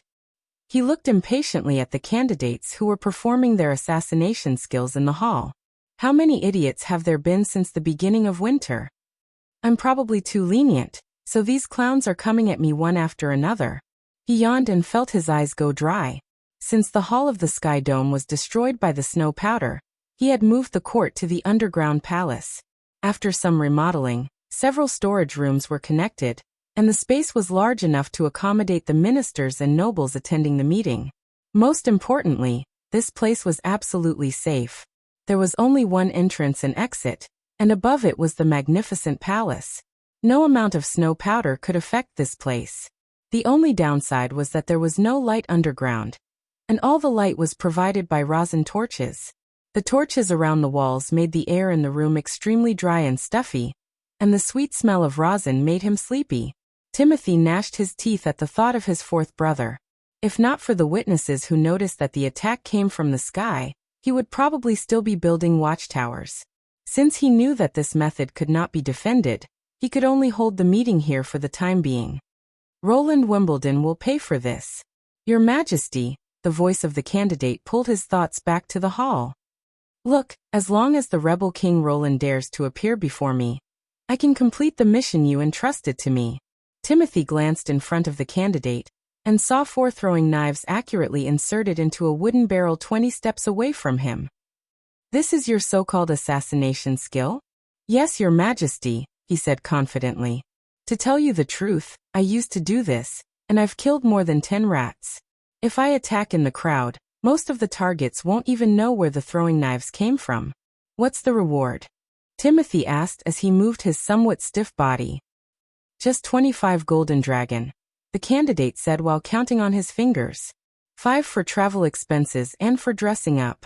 It's easier to get close to the rebel king if you dress up inconspicuously. Sir Weimer, the king gestured. Yes, Your Majesty. Steelheart Knight unsheathed his sword, removed his shield from his back, and walked into the hall. What do you mean?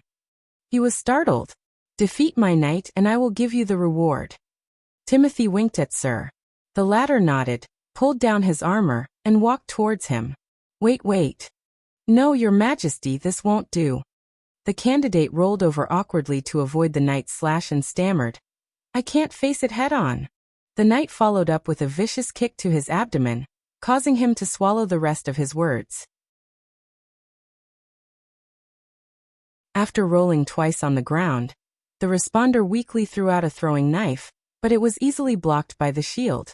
Then, Sir stepped on his hand and swung his sword down. Half of his arm was immediately separated from his body, and the blood that splashed out formed an arc on the ground. My hand. The responder screamed and curled up into a ball, hugging his arm. First, the royal family is not a mouse. Even my stupid brother won't easily get close to a crowd. Second, if you can't even deal with a knight, how are you going to assassinate the lord who has multiple knight guards? I'm afraid that once you get 25 golden dragons, you will never come back here again. Timothy waved his hand. Throw him out. If it had been a month or 2 ago, he would not have treated this group of ignorant and greedy people this way. At most, he would have driven them out of King's City and ordered them not to come back until they got Roland's head. He had given a certain amount of financial support to those who had a slight chance of success, but so far, Roland was still alive and well. It was probably because of this benevolent attitude that more and more people came to him claiming that they could solve the rebellion, and their methods were getting more and more ridiculous.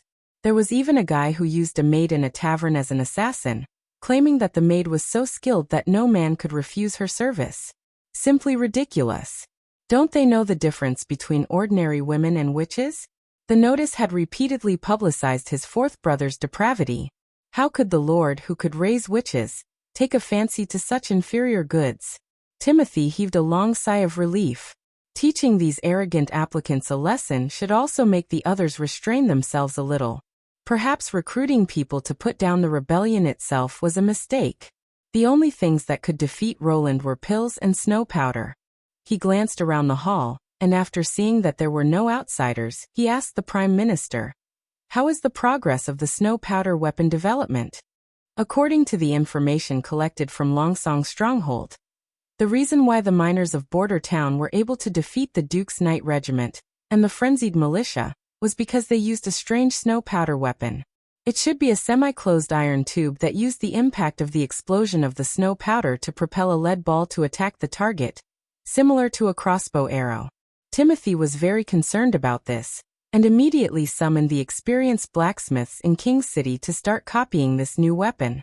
"It's not ideal, Your Majesty," Marquis Wyke shook his head.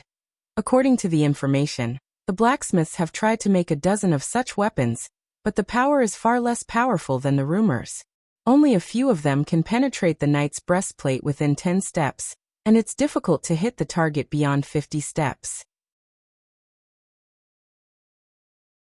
10 steps. Timothy frowned. Isn't that the same as sticking to the knight's face? With this, can they still stop the charge of the knight regiment? Indeed, there may be some tricks that we haven't mastered. In addition, even if we gather all the blacksmiths and apprentices in the city, we can only produce 20 iron tubes a month at most, and we may not be able to guarantee that all of them can be used. The Marquis side, so far, for iron tubes have exploded during training, and the guards are also somewhat reluctant to practice this snow powder weapon. Damn it, Border Town is many times more barren than King's City, but Roland has managed to gather hundreds of iron tubes in one winter. He must have gotten help from the demons. Timothy changed the subject angrily. What about the pills? Hasn't the church given an answer yet?